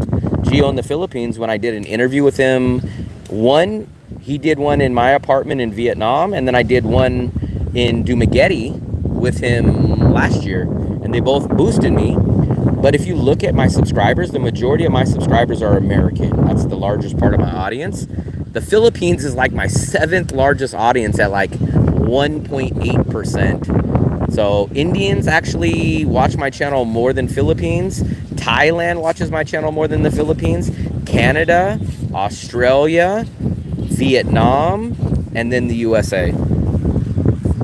So the only idea that I naturally have is 2 things. One, people say, oh, you had a girlfriend, so you probably hurt yourself. But I see a lot of guys with local women there, and they do good. And the other thing is that some people say is that you don't drink, you don't party, you're a budget guy. They don't care about that. So that's what people hinted to me, but no clue. Yeah, that's the other thing. I don't know why, but I don't understand why people love me about Vietnam. I'm much, in my mind, I'm much more in line and Americanized, westernized, that I thought the Philippines would be perfect. Because in my mind, Philippines is the USA of Asia in the sense of westernization. I'm blown away that Vietnam is good for me. I thought I mentioned UK. UK is my 3rd, I think. I thought I mentioned it, but Canada, Australia, maybe I didn't say the UK. Canada, Australia, UK, Vietnam, and then USA. Legion of Men is a huge Manosphere channel. I've never heard of that one. So the Philippines channel I watch is Geo in the Philippines, the Filipina P, Sunshine Shoulders. Who else do we watch from the Philippines, Fluffster? I said that. I know I'm forgetting. I mentioned that. I feel like we're missing somebody. The lady with the twin. But shockingly, I don't ever really watch huge name channels. So you guys will always say like, oh, he's the biggest guy. For some reason, I guess my interests never really go to the bigger channels. I guess the biggest channel that I actually watch. Remember you said your comment 6 years or 3 years ago from Filipina. Maybe it took her that long to read it. But like the bigger channels, I don't watch too many like top-notch channels. But I love Bald and Bankrupt and Retired Working for You. So those are probably like my 2 bigger subscriber channels. Will's viewers generally on here because of Vietnam. I thought I said UK, but I guess I didn't. But yeah, the UK, I think it fluctuates from 3 and 4 usually. I think I mentioned Canada too, right? Canada, UK, Australia, UK, Canada, Australia, Vietnam, USA. Those are like my top 5. But I don't know. Give me a reason why you think my channel doesn't do good in the Philippines. Because technically, it would be a lot easier for me in many aspects to do videos in the Philippines. The only downside to the Philippines would be the cost of living, the internet, stuff like that. But it would be so much easier visa-wise. And, oh man, she almost went down hard. Because she wanted to grab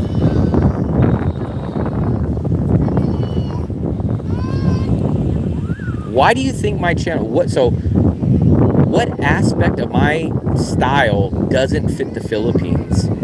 Because I think there's some YouTubers that are big and they're only in one city in the Philippines, 1 or 2. Like I've been to a lot. Oh, we watched the other guy, the blonde guy that's in Iloilo. Remember, he owns the bar? The Canadian guy. And his channel kind of, how many subscribers does he have? Remember? Yeah, he's got a lot. His channel just kind of blew up. Like, I think he does. You know why? Because like he started after What's his name? The Canadian guy that owns the bar in Iloilo. After they broke up, he suddenly started real estate. Like he was looking for houses, remember? And, like, But how did his channel get big? What was it? because he was doing real estate. How does real estate help your YouTube channel? He was viewing houses from expats, like expats living in a rental house in the Philippines. Oh, yeah, the Canadian Beaver. That's his name. No, that's not his name. I swear. But you know, Filipino life. hold on, you're gonna make me forget the other people. Oh, regular guy. We watch Regular Guy. He's kind of a nutcase, but I can't stop watching him. I don't really care for his personality and stuff, but we do enjoy watching some of his videos. But the Regular Guy is just very simple. Like, he kind of just does voiceover and he walks, but his channel does very, very good. The Regular Guy, I don't know why his channel's like, in my opinion, I probably do more B-roll and editing than him, but he gets a large audience. But now, here's probably where he grows. He's always showing young women, and he's always like talking about young women. So maybe that's the reason. I don't talk about women. I don't talk about drinking. I don't show the women. So is that the element that I'm missing from the channel that grows your channel from 6,000 to 100? I know. Regular Guy is a character and a half, but for some reason we still enjoy watching it. I criticize his channel and say like, damn, why the hell is he paying that much for that tiny little freaking hotel? But here's the thing, he's got a lot of subscribers, and I'm like, what does he do to get so many subscribers? Like, I hate to sound like I'm bragging, but I give you guys good information. I tell you guys about visas. I give you travel tips. Regular Guy just kind of shows women and says, what's up? These are all the babe-a-roonies. Check out the babe-a-roonies. I'm staying at this overpriced hotel. And he has like tons and tons of subscribers. And I'm like, what am I doing wrong here? I really like Chad Foster. I don't think I've heard of him. I don't know. I would love to know. I feel like I'm missing some element from my channel. I don't know what that is. I don't know if that means I should be uploading way more videos. Should I travel a lot more? Should I talk about women? I don't understand what element of my channel is missing. I don't know. I just feel like there's something missing from my channel that's holding. I feel like I'm at that breaking point, and there's just something about my channel that just doesn't make it get any larger. But when I watch people like Babe-a-Rooney, I'm like, man, his editing is just very simple. And he doesn't really tell you travel tips. I don't know. That's what he says, Babe-a-Rooney. That's where I learned that word. He'll walk down the street like, yeah, we're going down here to go check out the Babe-a-Roonies. Look at this Babe-a-Rooney over here. more videos. I agree. I definitely should get out more, but there's a limit also. I think getting out a video every day is a little overkill. I hear a lot of people saying, hey man, 1 video or 2 videos a week maximum, which I probably should do, but I think you overload your audience when you do one uploaded video every day. I mean, even 1 live stream a day is kind of a lot, but 1 uploaded video a day is kind of a lot too. Back after tax day. What happened? You couldn't come out till tax day? Never underestimate the power of thumbnails. See, now I'll agree with you guys. I am a rookie when it comes to thumbnails, titles, and here's another thing. The 30-second hook. And this is what I hate. I hate that YouTube is a formula. And you guys go, what do you mean a formula? And I go, this is what it means. So you can have the greatest video of all time. It can have the best information, greatest video. But if you do not have a good thumbnail, if you do not have a good title, and your first 30 seconds doesn't catch the audience, your video will do terrible. Now on the flip side, you can have the worst video ever made on YouTube. But if you have an amazing thumbnail, a great title, and the 30 seconds are amazing, your video will be pushed by YouTube. And it's unfair. Because I'm a very old school logic thinking. I like to take you from the beginning to the middle to the end. I don't like to do all these fancy thumbnails and at the 30 seconds go like, hey guys, check out this, blah, blah, blah, blah, blah, blah. I like to be very linear, but I honestly think that YouTube drastically, heavily pushes thumbnails, titles, and the first 30-second hooks. I definitely got to work on those, no doubt. Nuggets lost one at home.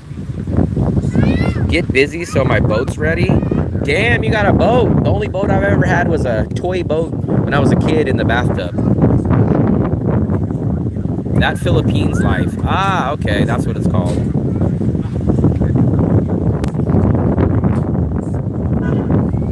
I've heard, I haven't done it, but I just think 1 video a day, because remember, I don't like to just hit record and then just upload it. I like to take time. I like to put some B-roll. I like to put some graphics up. So I would be literally nonstop doing nothing but shooting video, being on the computer editing every single day of my life, full time. Now these other guys that crank out videos once or twice a day, multiple times a week, they just hit record.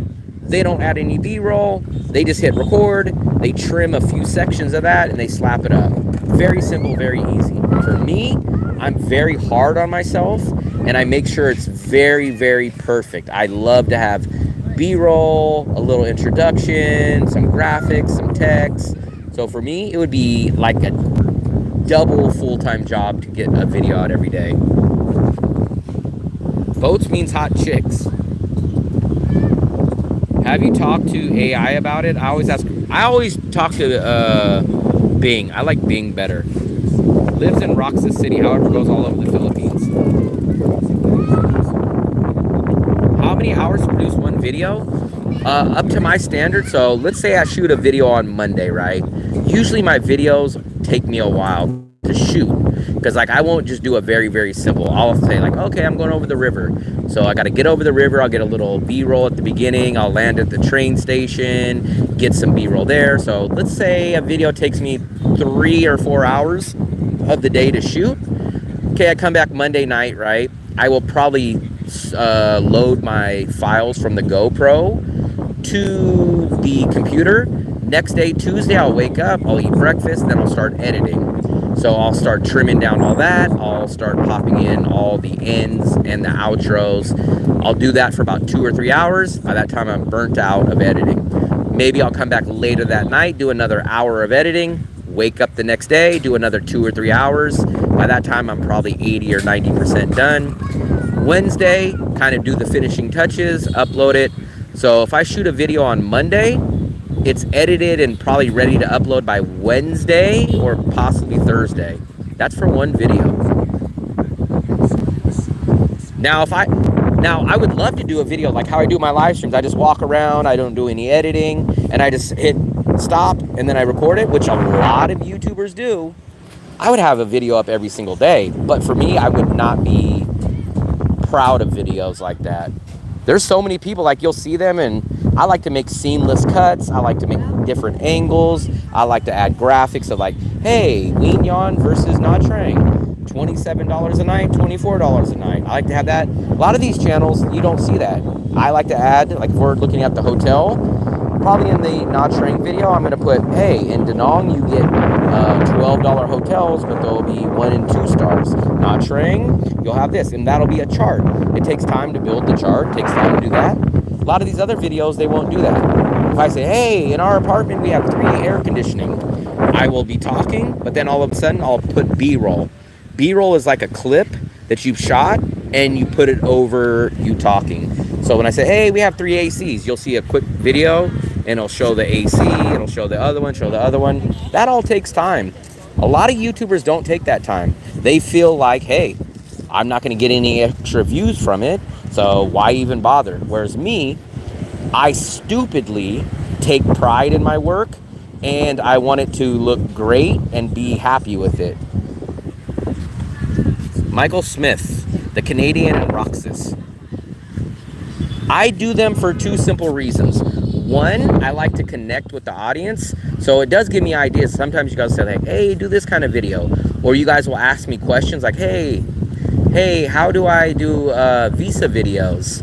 And I will say like this. So I love helping people. Like if anyone knows me in person, I go out of my way and I actually help people for free all the time. Like I run into people that'll say, hey man, I watch your channel, man, I'm interested in a hotel.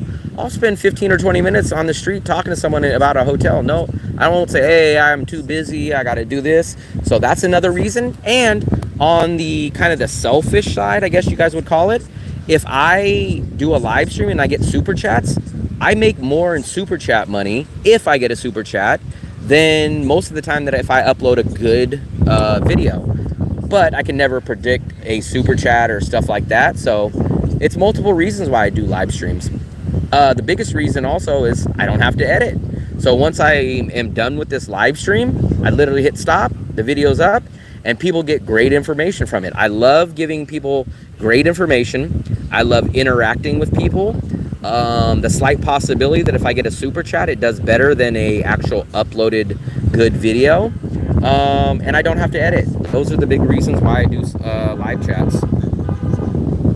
If you don't make money, Double Trouble in Asia makes a lot of money with live streams. Yeah, and that's what I noticed. So like Fat and Broke, he'll make good money. He gets donations all the time. But if you go look at his content and quality, it's going out being obnoxious, people hating him, and him drinking and asking for money. And people like that get money. And people like me that give quality visa information and show you guys cities that you guys have never seen, in general, doesn't get nearly the super chats that a guy like Fat and Broke gets. And it's kind of weird to me, not for myself, just speaking in general. I would think that people, I don't understand why people tip Fat and Broke. I don't.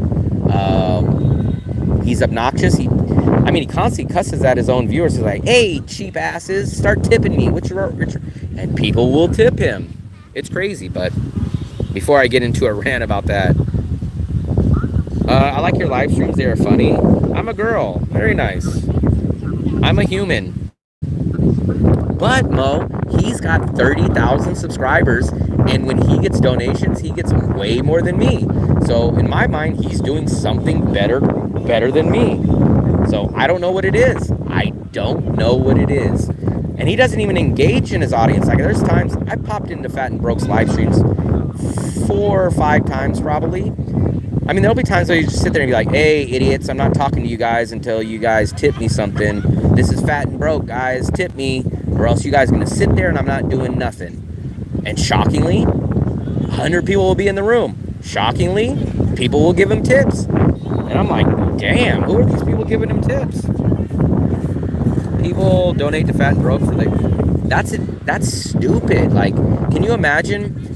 In my logic, it's like this. You see a homeless guy that says, hey man, I'll work for food. Hey, help me out, give me some money. And the next guy next to him, you see a drunk guy that's belligerent, and he's a rich guy, but he's drunk and belligerent. and you guys go, hey, homeless guy, you don't need the money. I know you'll work for it, but let me give it to this guy because he's going to go over here and piss his pants. Like, to me, that's wasting money.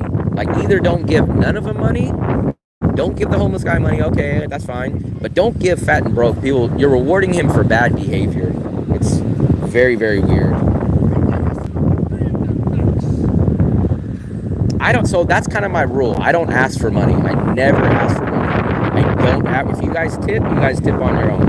I feel very sleazy and car salesman and scammy trying to ask for money. Like, hey guys, I don't ever expect it. I don't, just like my theory in Vietnam, I don't tip. 99% of the time I don't tip in Vietnam. Why? Because it's not expected.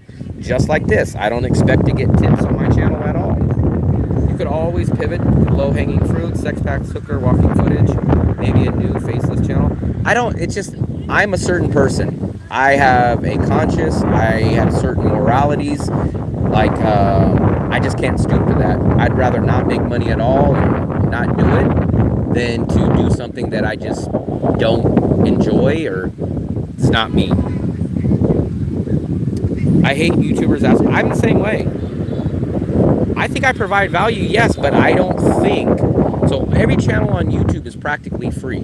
So I don't think like, hey man, why aren't you paying me? Like, because there's 999,000 other channels that give information like me, and they're free. So I don't ever expect to get money from this.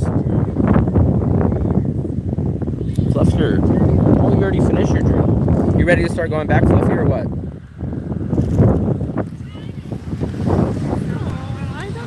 What do you want to do? If she's quiet, it's always because she's on her phone. She's watching her K-pop. What? Hell no. Whatever that's called. Why are you calling it K-pop? It's joy. I couldn't even do it if I wanted, Alejandro, so I wish. I don't know how many times you've been in the chat, but I told you guys, if I didn't have a conscience and I was morally bankrupt, what I would have done is been an international scammer. I would have went around trying to find old, married, rich women, and I would have said, hey man, why don't you invest and buy this Picasso? I would have got money and I would have jumped on a plane and disappeared. But unfortunately, I have a moral conscience and I couldn't sleep at night if I scam people. So the one thing I believe in life is the only thing you have in life is your word. When you lose your word, you could never get it back, and that's the only thing. You could be the richest man in the world, but if your word's not good, you're worthless. That's how I look at things. I don't think there's any banana fritters out here. We have not seen any banana fritters. Xin chào. Hello. Hello.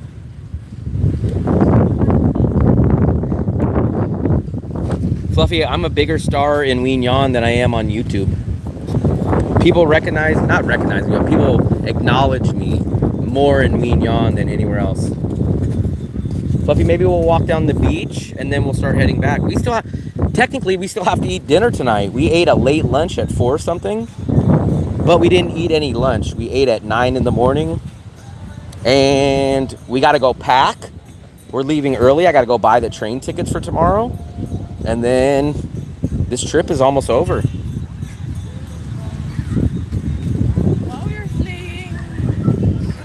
Saying what? What? What, Fluffy? Spit it out, Fluffy. Remember that someone else was the other night. Our hotel was playing like Frank Sinatra or something. The life is a test. We sell out for money. Here we pay for it later. If I had no morals, I'd be sitting on a yacht. So would I. Like, I know for a fact, with my charmingness and my think on my feet skills, I could be one of the legit scammers of the world. But when I go to bed at night, I'd be thinking, oh my God, I scammed that little old lady. Like, it would eat me alive. If not, I'd be an easy, big time scammer. I'd be just bouncing country to country. And I'd get away with it because I wouldn't get crazy and wild about it.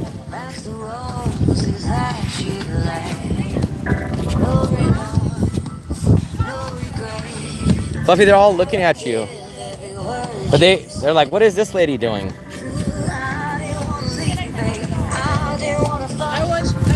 It came in like a wrecking ball.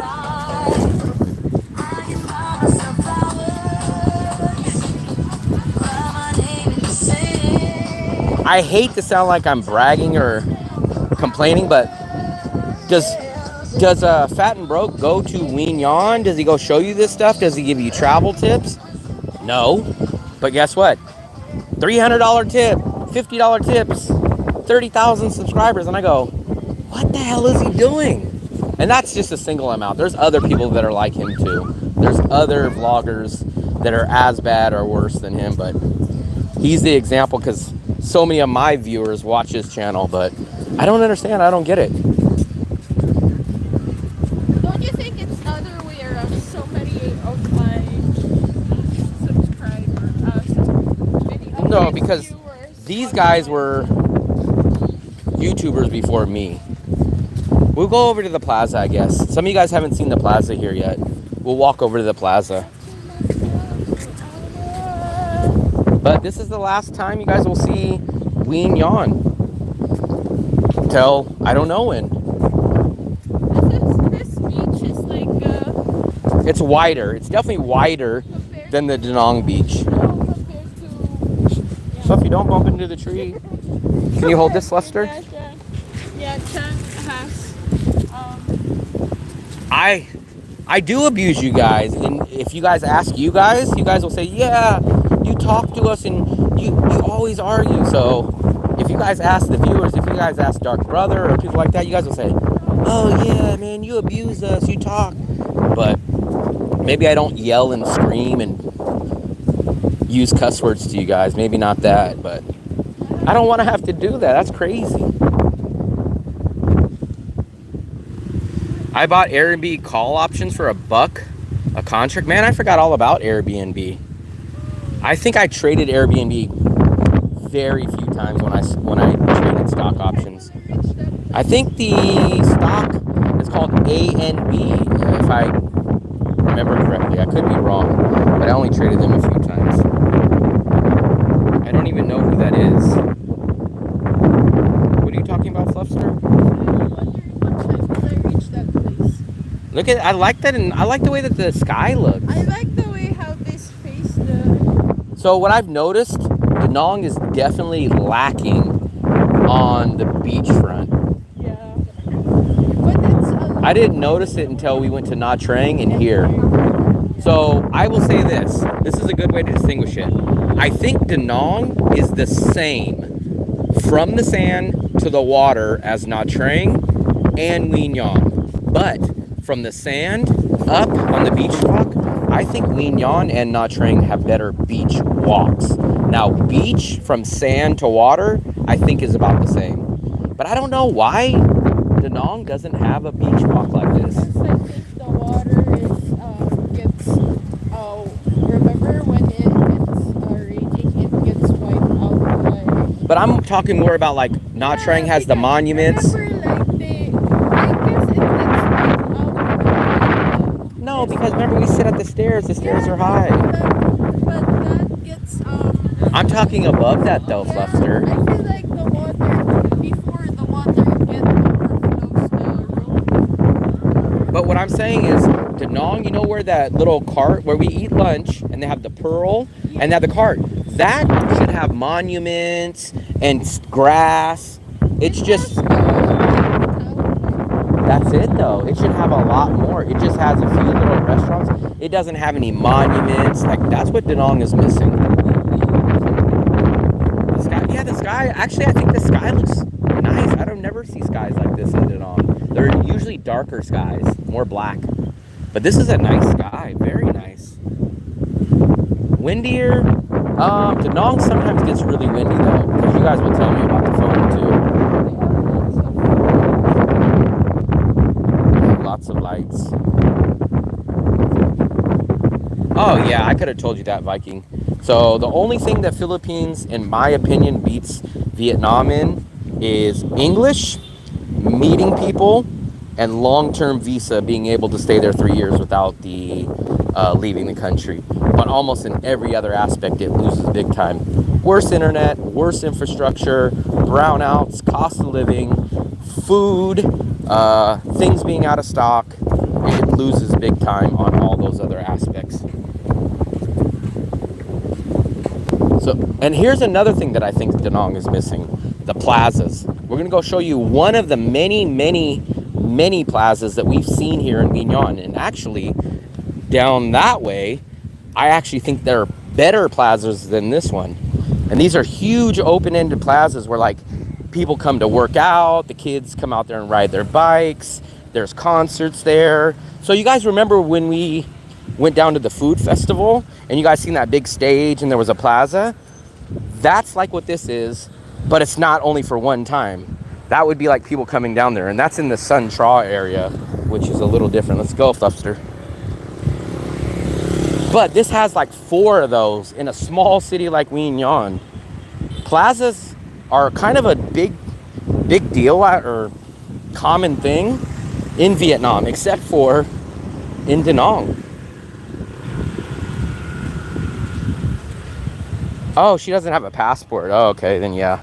The first time is kind of a little bit hard to get it. Not because of the requirements, but because of the immigration. They'll give you a hard time. But once you do that, then it's easier.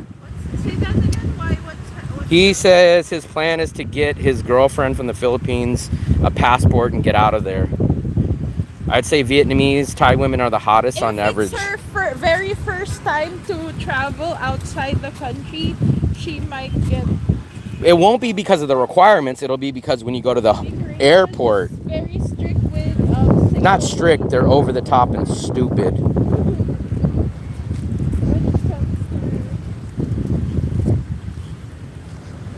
But no, because Fluffy, you have to understand that there are a lot of... That's not their concern. If you match all the requirements and you have all the legit paperwork and you've been approved, no. They've even proven that false, because when they looked, they did a study and they said like 2% have ever been caught doing that. So they're like, you guys are overdoing it. It is, Fluffy. Trafficking. It is. It is. Not 2% of being, but 2 were found to have had that. So it's an exaggeration. Yeah, but there are a lot. How many? And it boils down to the immigration agent. Like, you'll have all your requirements. You'll be traveling with someone. It's all legit. And it's up to that one guy. If he is having a bad day, he'll reject you. When she goes to Thailand or other countries, they never do it. Oh, that's so cool. See, this is what Da Nang doesn't have. These open-ended plazas. And there's another one across the street. When we went to Dong Hoi, they had one. Dong Hoi is a small city. Dong Hoi had these. These don't exist in Da Nang. I don't know why. But like kids over here will be doing martial arts. Kids will be riding skateboards. What? Good job. He scared Fluffy. He was hiding behind here and then he scared her. Good job. Fluffy is screaming. No, this is like a concert. So they'll have like a concert type of thing. But look at how big this plaza is. This plaza is huge. And you would think, man, in the USA, and this would be like Times Square or something. But then they have another one across the street. And then on the other end of nhon, there's at least 2 other ones. So it's like, I love this idea. I wish the USA did this. I wish Da Nang did this. So like local families will come out here. This kid will be flying this kite, right? They'll come out on bikes. They'll come out on skateboards. The old people will be jogging. I love this. I don't know why Da Nang doesn't have more of this.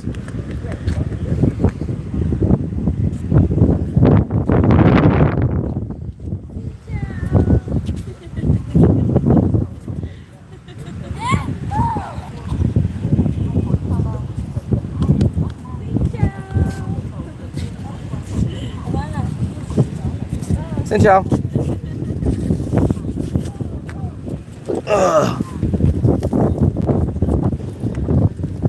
Look at, they're flying their kite. Wow.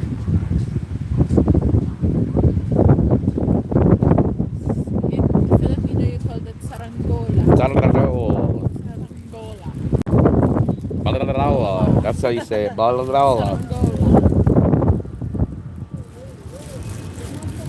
I still have some of my trot talk.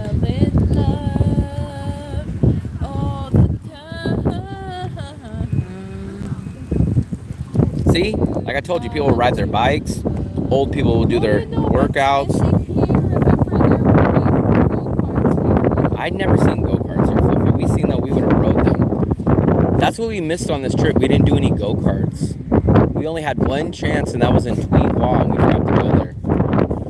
They do East Sea Park, where the big wheel. So I do remember you saying that. So I guess I think what you're talking about is where they do the New Year celebration. But to me, that's not the same. That's more for locals. Sorry, that's more for tourists. And that's more for like the New Year celebration, the Da Nang Food Festival. But even besides that one, I don't know where the other one that you're talking about. But I love this. This is one of many. So on the other side of Wien Yon, they have like 2 other ones, and they're even better than this. And then they have something like this big monument over there. That's not in the same plaza. That's a second plaza over there. That's the thing, though. I don't want to go out of the An Thwang area. This is in the main area of Wien Yon. They have this kind of stuff in the main area. That's what I don't understand. So the 2 things I'm going to give to Nha Trang and Wien Yon is I think these beach fronts are better in Wien Yon and Nha Trang. And when I say beach fronts, I mean after the sand. So from the sand to the beach is basically the same. But I love that they have monuments up on the beach. They have walkways, pathways. And I love that there's 4 or 5 huge plazas like this. And this is where the locals come. So the place that you're talking about, I understand. We went there for the food festival. But that is kind of a entertainment center. It's not a local plaza. Needs a passport to leave An Thwang. If they had stuff that was worth it, I would go. But on the riverside, we've been to the riverside. There's nothing good enough to make me go over there. So we went here and we went to the other side. And I do like the lake area. And that's one of the criticisms that I will say about like Nha Trang. Nha Trang, it's spread out more. So there's certain good things that are on this side, certain good things on that side. Sometimes where An Thwang, it's just everything is there. Sometimes when you argue like that, I miss SP. But Will. Will. You have to listen, Will. I miss SP. I really like these plazas. But Will. And these are huge. And remember, this is a small city. This is tiny compared to Da Nang. But like if you go to the EC Park where Kim's talking about, you'll go out there. There's tons of foreigners. There's tons of Westerners. It's very catered towards the tourists. This is catered towards almost all locals. These are the kind of plazas I like.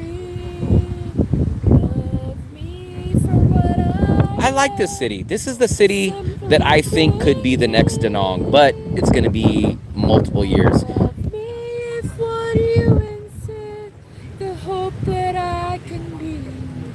And if you're only using me to feed your fantasy. Oh my gosh, I think that's my song to you. Yeah, it seems like that. The smaller the city, the bigger the plaza. I agree with that. I am for simply being me. Don't love me if what you answer the hopes that I can be. And if you're only using me to feed Fluffy, the dogs are barking.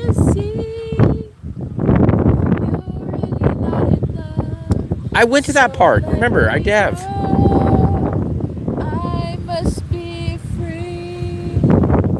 Wow. For what I am, for simply being me. Fluffy, the dogs are barking. Do they have one fan here? I think so, Fluffster. Did you turn this on or off? Off. Okay. My dog is howling. See, I told you. Hopelessly devoted to you. What was I going to say? I was saying something about... Oh, Fluffy, there's a drone. Green light. Look, there's a drone right here. You guys see it? Yeah? I see here. Look at the drone. Look, Fluffy, I see more stars here compared to Da Nang. I never really see stars in Da Nang. Look, there's a scooter, drone. Look at the drone. Yeah. Wow. Maybe that's Ha! your friend. Fluffy, there's your friend. Speak of the devil. SP. $2 tip. But Will. But Will. But Will. Look, that's what he put. Yeah. Will. But Will. Oh, Fluffster. Appreciate it. Thank you. SB, I miss you. But Will. Ooh. Is SB in love? I'm in love. I haven't traded options since about 2021, maybe 2022. 2021 probably full time or a majority of the time. Maybe I might have had a few trades in 2022, but once I started traveling full time in Asia, I stopped. Fluffy hasn't even had coffee today. A, B, and B. That's what it was. This morning. You had coffee? We didn't even have breakfast buffet. We didn't even have breakfast buffet. We should do a buffet in Da Nang. So I have learned my lesson. I used to trade options, buy options, but for the tail end of my trading stock career, I would sell them. So I would just collect the premium. It's a great way to collect premium and never lose, basically. So instead of buying options, I would sell the options. So I'd be the guy that would buy 100 shares and then sell the premium. This is a nice song. I've never shorted. I never traded on margin. I do cash only trades. I buy 100 shares, so I have them. I sell covered calls and sell covered puts. I never trade on margin. I was always a cash account. Never would I trade on margin. Selling is actually, it's crazy. Selling is the most successful trading option as far as stock options go. It is the least amount of profit, but it's the highest percentage of being successful. You're locked into whatever you sell the premium. That's the highest that you can make, but it is the most successful. I wish I would. My thing is, if I would have just had money, oh, there's the drone again. The drone is flying. You guys see the green light right there, right above this light? Look. It's flying right there. I wish I was rich. I'm rich in mentality. I'm rich in charisma. I wish, man. I really wish. Secretly a millionaire like Warren Buffett. But Warren Buffett's not a secret millionaire. That drone is going up. That drone looks good. I bet you that's a DJI.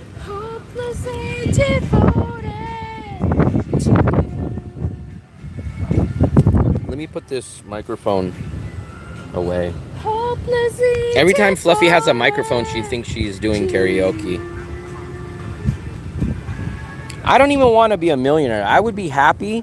I would sign an agreement to never make an extra dollar in my life if someone just said, hey, what we'll do is we'll just break you even every single month for the rest of your life, and that's it. I'd say, deal, done. I didn't know that was Olivia Newton-John. Olivia Fig Newton. Let's go show you we'll walk over here. We'll show you a little bit. But this place is huge. Fluffy, how many steps do we have today? No, I remember my watch is Fluffy's trying to make excuses of why we don't have enough steps. Let's see how many steps. Oh, Fluffy, my phone is off too. Damn, I don't know how many steps we have. I'm gonna have to pause you guys for 1 second. I want to see how many steps to know if we have to walk more. Let's see. We are back. Fluffy, we only have 4,000 steps. So we have a lot of steps to go. Let's go. Oh, let me tie my shoe. Guys. This is Ween Yon. This is the last time you guys are going to see Ween Yon on my stream. Well, unless you guys watch the uploaded video whenever that comes. But this is the last live stream from Ween Yon. I love these plazas.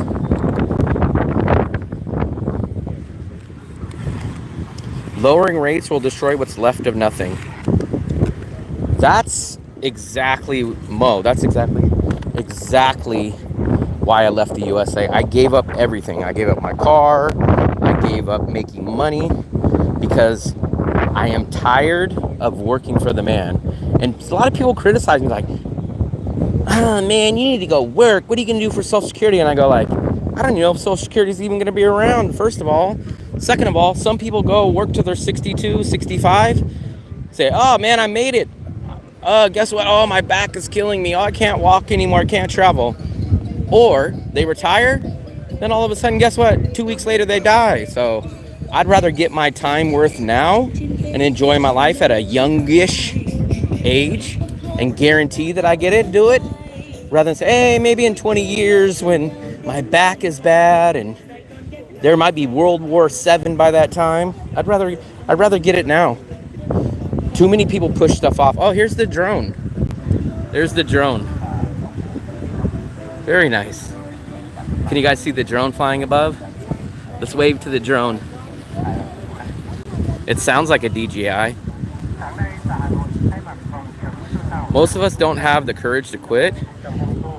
So when you guys say that, I am kind of shocked. I'm like, you guys are like, man, you guys are so brave. And I'm like, I don't think it's brave. In my opinion, it's not really brave. It's just when you're tired of something, like I've left a job in the middle of working it. I think I worked there for like 4 or 5 days. And I was just tired of the job. At lunchtime, I just left and I never came back. I wouldn't really call that brave. But I'm shocked when people are like, man, you're so brave. You left your country and you did this. And I'm like, yeah, because I couldn't take it anymore. I don't know if I would say that's brave or not. But this is a nice plaza. And then remember, if you guys remember, the night market is over that way. So it's just behind this monument is the night market.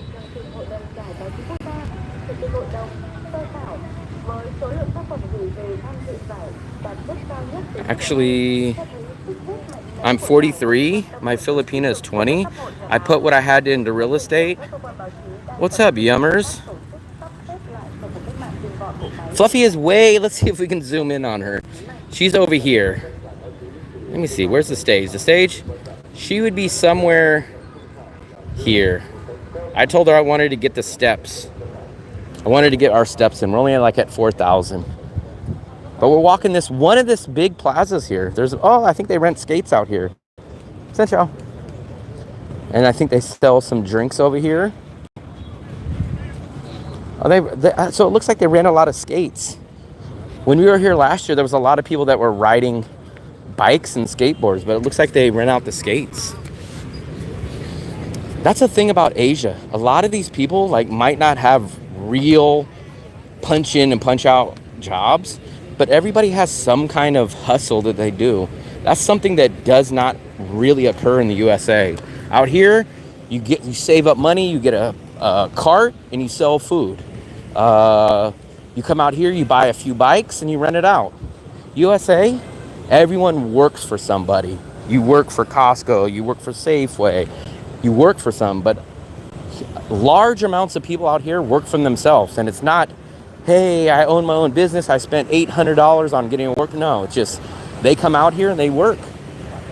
I guarantee you there's much more business owners in Vietnam and Asia than there is in the USA. Now, I'm not going to say legal or on paper, but there's so many people that only make money from themselves.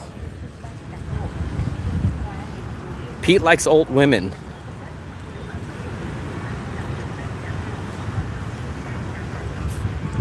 Pete likes all women. What do you mean old women? 43, I feel old. But, I mean, you always either think you're not as funny as what other people think you are. You always think your food isn't as good as what other people's food. At least that's how I am. I always feel like other people's stuff is usually better than mine. Like when I cook food, people say, man, your food is so good. And I'll say, it's okay. It's not bad. I don't know why that is. There's got to be a word for when you do something. Like when I go out to eat, I love it because I'm like, man, this food tastes so much better than mine. But others will say, no, man, your food is way better. Now, some stuff I can cook awesome. I won't even deny that. But If I just go make something simple and basic that I don't really cook, then usually I would like to go out. And this is the other plaza right here.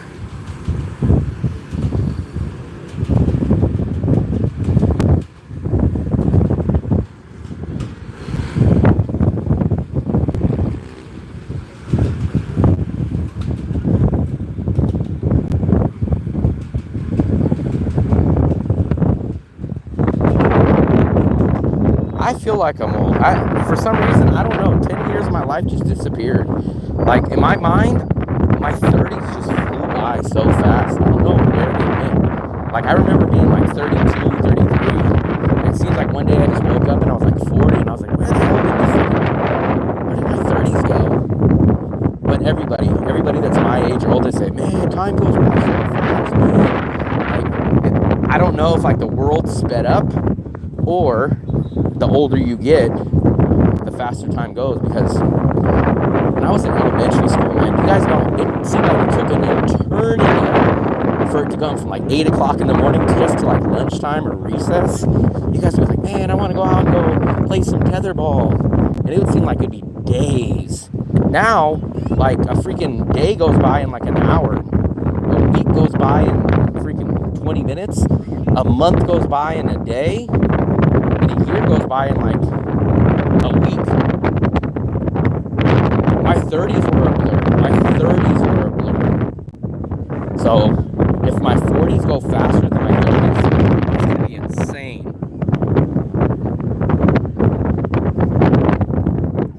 I think for me, because you guys know me, I'm not the type that says, oh, they have to be this. I would say, if you guys just want to know my take, I would say about, I think pushing it for me would be 15 years, which means, what, 43 minus 28 would be like 28? I think, yeah.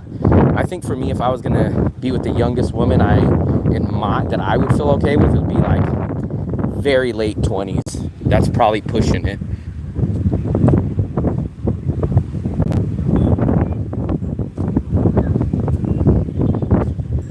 Fluffster, I zoomed into you. You're still singing.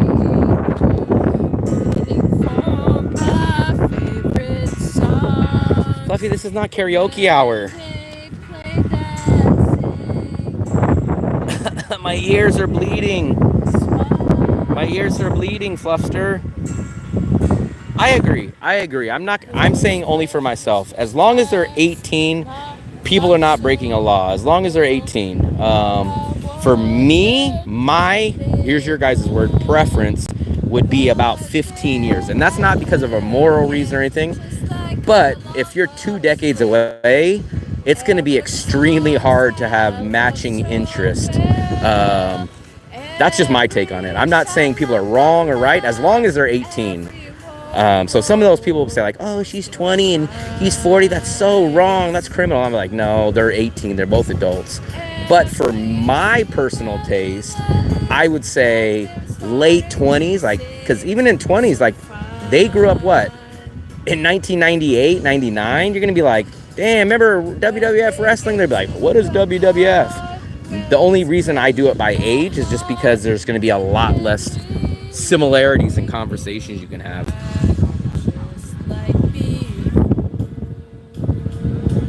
That's what I'm saying of having in common. Not because of the age and stuff, but it's more of that part. I have no clue. She thinks she's doing a whole concert over here. Fluffy, go stand on the stage. Fluffy, go get on the stage and do it. What song is this? I walked all the way over there. She was singing when I left, and now when I came back, she was still going. Here I am with pockets full of good intentions. 15? Yeah, I was kind of shocked. I always kind of stupidly thought that the consent was always the same around the world, but I think that's not true, because I think even in some states in the United States are different too. So I didn't know that. I kind of just thought it was a basic requirement. I don't know what she's singing. Fluffy, what are you singing? Mariah Carey.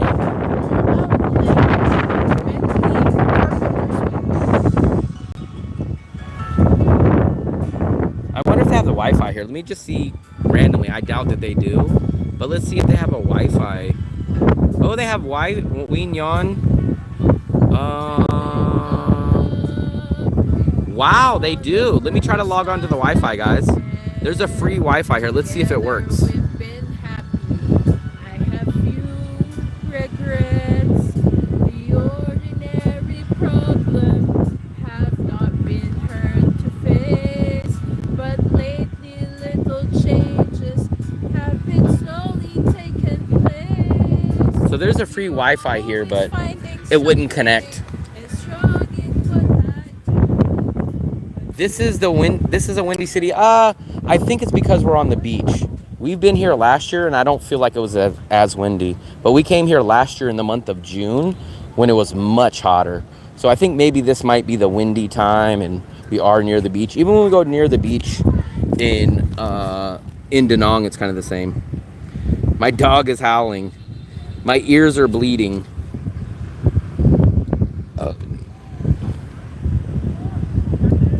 My ears are bleeding. She's over there just singing. Nothing will stop her. You get on this stage. You guys think I should do some comedy? You know, one of my dream jobs, like if you guys would have said, like, if you could be anything, I think I always wanted to be a comedian. When I grew up, I was very, very funny, and I thought I was going to be a comedian. You guys don't ever really get to see the funny aspect on my side, but shockingly, I am pretty funny. Just kill me, Fluffy. Just kill me, Fluffy. Just kill me, Fluffster. Boston Pete. Instead of putting the cement shoes on people and dropping them in the ocean, the mafia now just has Fluffy show up to your house and sing 24 hours nonstop. Fluffy just comes into your bedroom. They lock the bedroom door and they barricade it, and then Fluffy's outside the door just singing 24 hours until people give up. Let's see what's over here. There's a lot of people out.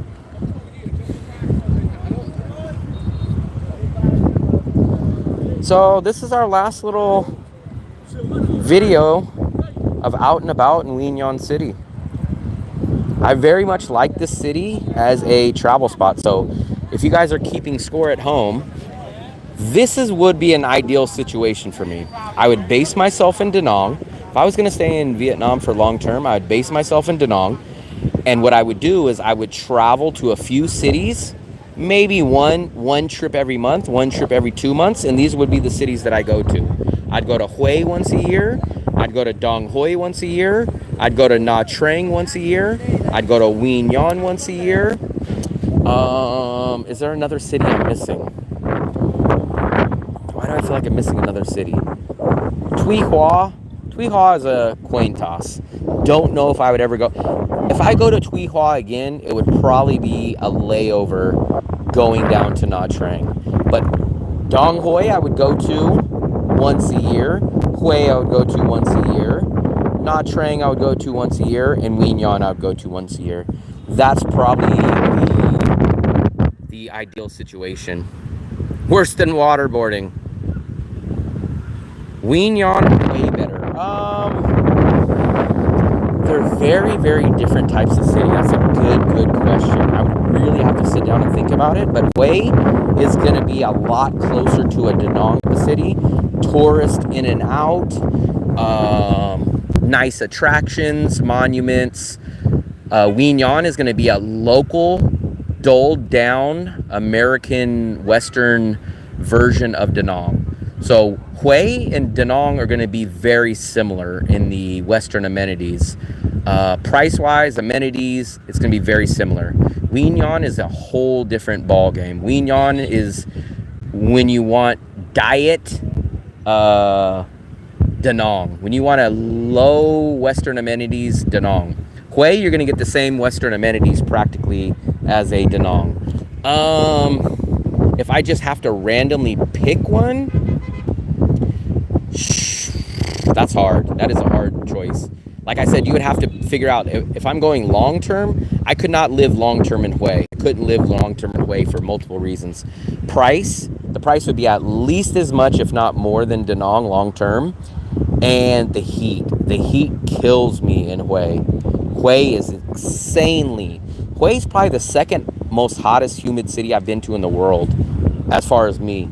New Orleans is my most humid city I've ever been to, and Hue in the month of June is the hottest. So if I'm going short term, I would probably pick Hue. If I'm going long term, I'd probably pick nhon. We are going to be back in Da Nang sometime tomorrow. Unless something crazy happens, we are going to go book our tickets as soon as we get back for the train tomorrow. We will be back in Da Nang tomorrow. Austrian is good.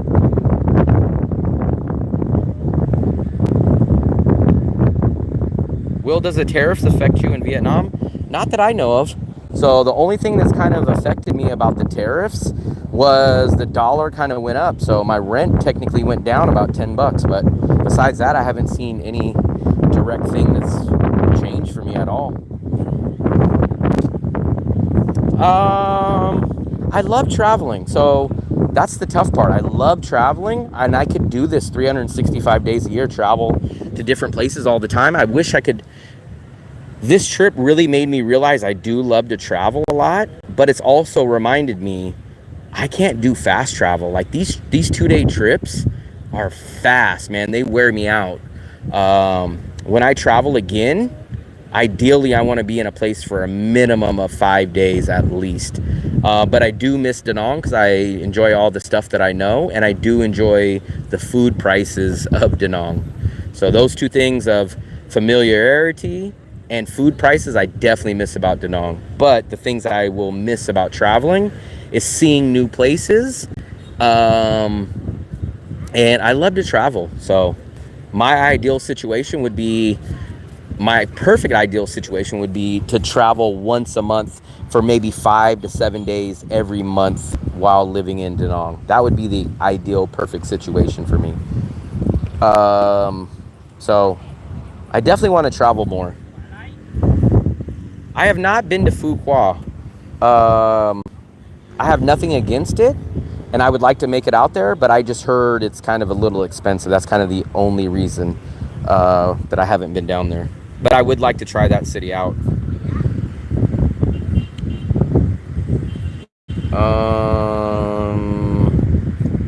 Let's see. What budget would you need to travel once a month?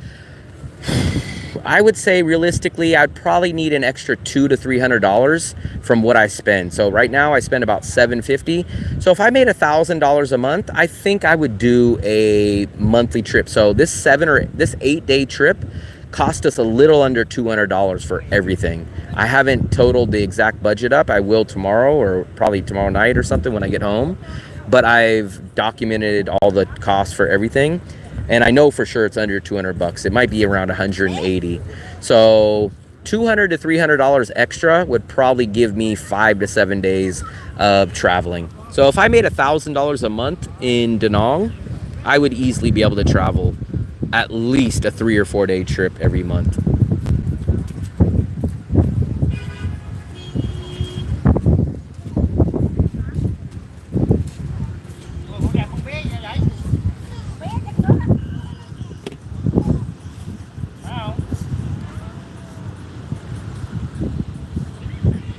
So if we hit the 1,000 mark, we will travel.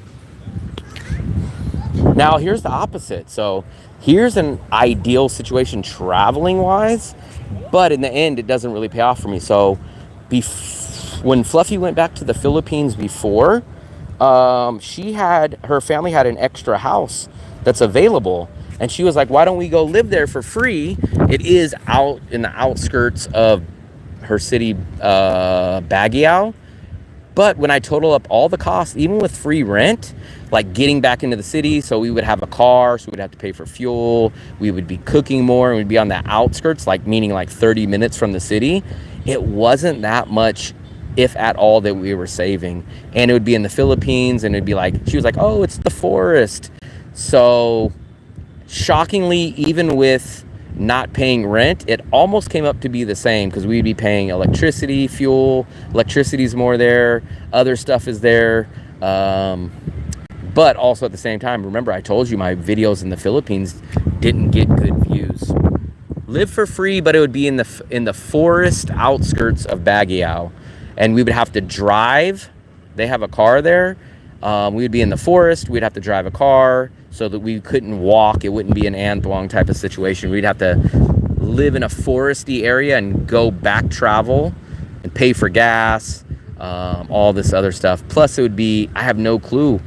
If my videos didn't do good in major cities in the Philippines or even some smaller cities, I have no clue how they would do in an outskirt place like that. Now, the biggest reason, so I was thinking about it. I was like, damn, you know what? I could go and just travel up and down the coast. The two things that are stopping me from just saying, hey, screw it, I'm going to give up the apartment and go travel is, one, I have too much stuff. I don't want to carry 2 or 3 bags. Even 2 bags would be too much. If I can downgrade to 2 bags, I don't want to be getting on trains with a suitcase and a big backpack.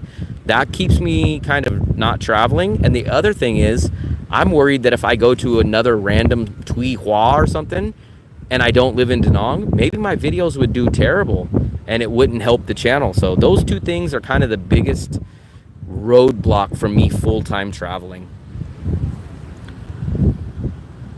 I need $2 grand to $2 grand? I'm not sure where you live, but $2 grand, man. $2 grand, I would be living, there would be no way I could spend Now, let me take it back. I think the only city that I could spend 2,000 in would be living in that tiny little tourist area of Nha Trang. And I don't even think I would spend 2,000 because the hotels are so cheap. So I could stay at that hotel for $12 a night. So I actually got a price for you guys before I forget. The Regal Hotel, I went down there when we checked out and I asked them, how much would you guys rent our room out for a month? They told me 10.3 million, but if you get it on Agoda, it would be about 9.5. So figure in about 10 million a month, which is about $400. That would leave me with another $1,600 in Nha Trang, which I could not spend $1,600 on everything besides rent. So $2 grand is a lot of money. Live stream in the Philippines don't do well. Not only, I don't know, I've never done a live stream, but the problem is the internet sucks in the Philippines. So these long live streams would never work. They would never work in the Philippines. Safe travels, pal. I appreciate it, Stuart. I appreciate it, buddy. Try singing in the forest. All the bears would run. Could you spend 7 days here? Where? In Nhon? If you're asking about spend 7 days here, yeah, I could spend 7 days. 30 days would be tough. Because 30 days would mean most likely I'm staying at a hotel here. And just almost anywhere. I can't stay in a hotel for 30 days. I give big thumbs up to Philip. He stayed in a hotel, a 22 square meter hotel, for I think he said 4 months. Like, after a week or so of a hotel, the only hotel I've ever been able to live long term was in the one in Bangkok. But remember, that was a 90 square meter hotel, which is 1.5 times the size of the current apartment in Da Nang that I live in. Had 2 bathrooms. It had a huge living room and a huge bedroom. But in a standard 30-ish square meter hotel, I couldn't live there for a month. I get too claustrophobic. 2,000, I don't even think I could spend 2,000 in Vietnam. I couldn't do it. Even Army Guy lives in Ho Chi Minh, and I think he spends more money on, he's a drinker, he goes out, he kind of lives a more Western life. And I think in the chat, I think he said he spends about $1,300 a month or so. So he would have another 40% left over. So 2,000 is shockingly high. 2,000 means you're getting massages all the time, you're eating Western restaurants all the time, and you're drinking all the time, and you're probably paying women. But that's the only way I could see $2,000. I like hotels, but not for long term. Kim, how long could you, I think you've seen one of our hotels, or at least the multiple hotels that we lived at here on this trip, right? How long can you realistically live in a place like that? I think about 7, 8, 9 days is probably my max. Even with the free buffet and stuff, 7 or 8, 9 days, like I hated it. So the other night in Nha Trang, my mom called me and it was like 12 at night because of the time difference. And I'm not going to sit there. Fluffy was laying in bed sleeping and I can't even have a phone conversation. So I had to go in the bathroom. Imagine if we're working. If she has a video call for work. Imagine if I had a video consultation. Like, what are we supposed to do? Like, there's a lot of inconveniences.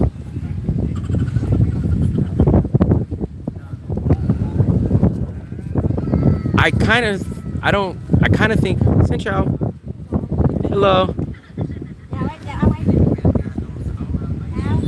Sinchao.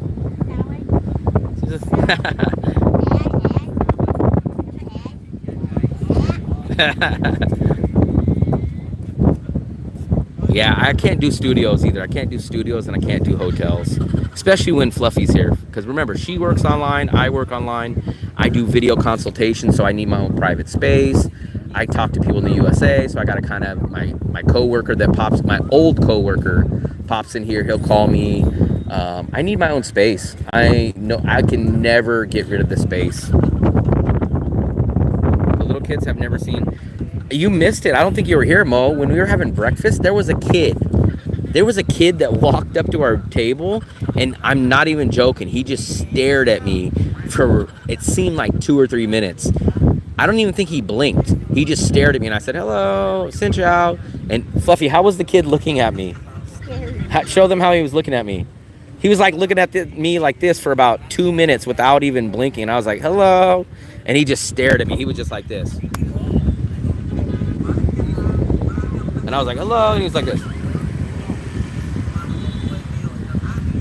For like 2 minutes. And I was sitting at the table eating my bonnet. And he was dressed up in his school uniform. And he was just right at the front of the table. Yeah, I had to go to the bathroom. And I mean, I technically didn't have to go to the bathroom, but Fluffy was sleeping, so I don't want to have a long 15-minute conversation with Fluffy in bed, and I'm talking to my mom, so I just went into the bathroom. Like, a lot of people don't think about little things like that. Like, she works online, so sometimes she'll have video conferences where she calls her work or has conversations with like her work, and I go in the bedroom, and she stays in the kitchen area, the living room area, and does it. Like, I couldn't do that in a hotel. I need my own space. No, I mean, I can't tell if he was autistic, but he just looked like a regular kid. And he walked by like this, and then just out of the corner of his eye, he seen me, and he was just like, and then he just stared at me, and he didn't say anything. But he was walked past our table, and he must have seen me out of the corner of his eye, because he was walking, and he just went, and then he just stared at me the whole time.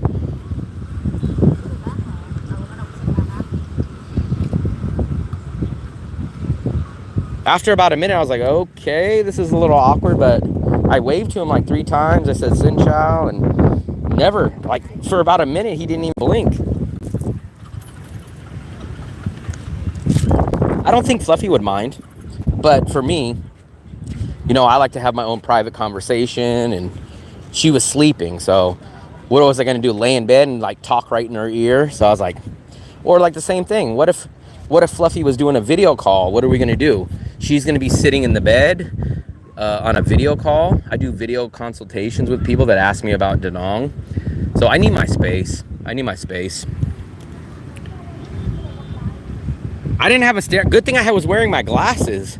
So I didn't really have to look at him, or he didn't really see me looking at him. I had my glasses on. So after about a minute, I was like, okay. And then I just went back to eating.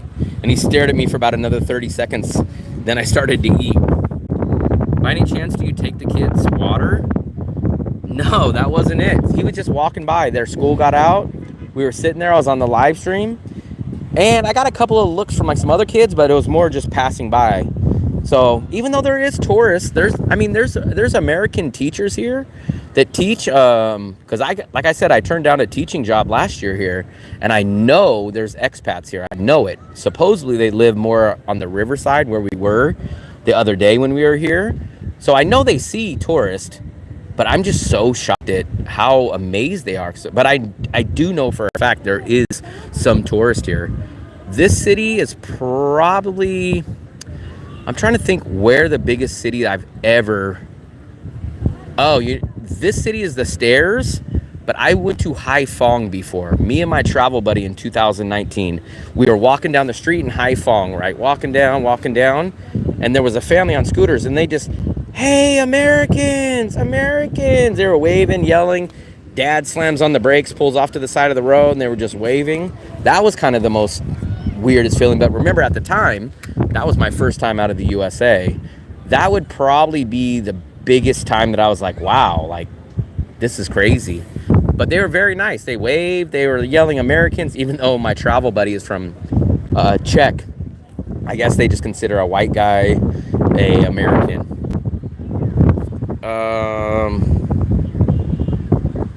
Online vlogging. He stole Vietnam's water, and the kid was only the one brave one enough to stare him down. I don't think he was really, and it wasn't really like a stare down, like he was looking in my eyes. He was just kind of like looking at me and kind of like, you could see like his brain was registering. He was like, what's going on? China, I had the same thing. So when I was in Shenzhen, I walked through the park. I don't know what the park's name was, but everyone tells me it's like the equivalent to like Central Park in Shenzhen. And when I walked there, people were like this, no joke. So I was walking, right? And I'm an American, so when we walk and we see someone, you kind of do like this, hey, or you kind of go, you kind of give them the head nod. When I did that, people would look at me like this. While they're walking, they're doing this, and they just will lock into you, and they'll just keep walking, keep looking. But I couldn't imagine that. So you guys will say, oh, well, they never see that, right? But now, like, for example, like if I went to the USA and I never seen a person from Cameroon, Africa, I wouldn't just stare. So I don't know what it is. Like, I've seen all different nationalities, even for the first time. Like if I seen a person from Mongolia, I don't stare at them. So I think it's more of a country thing. Like that country is just like so blown away. Because like in America, like no matter what you see, if you see a midget, like if you've seen a midget for the first time back in the USA, you don't stare. You might glance and look or something. But in Asia, when they see something that's out of the ordinary, they will just sit and they will just stare. Staring in the USA is considered rude. Now out here, it's just like, I don't think they're being rude. It's just they can't take their, like, I think the equivalent would be like if we were driving and you seen a car accident, we're going to stare, right? And we're going to look as we're driving by, we'll look. That's the same feeling that you get when you're a foreigner out here. Like they don't just glance and look away like real quick and kind of sneak a look. They just full on stare at you for 30 seconds. Now we're going to have to go back because I want to book the place, to book the tickets.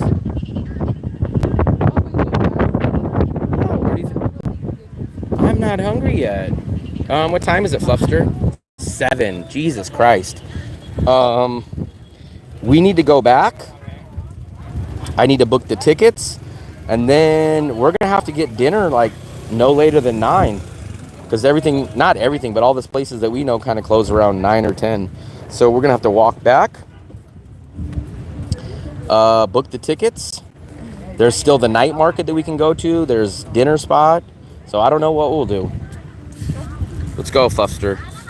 Say goodbye. Say goodbye. Tiny person. Okay, so we're going to log out. I appreciate it. We might do a dinner stream. We're going to walk back. And we'll catch up with you guys later. So, hasta la vista. Fluffy, don't do any more singing.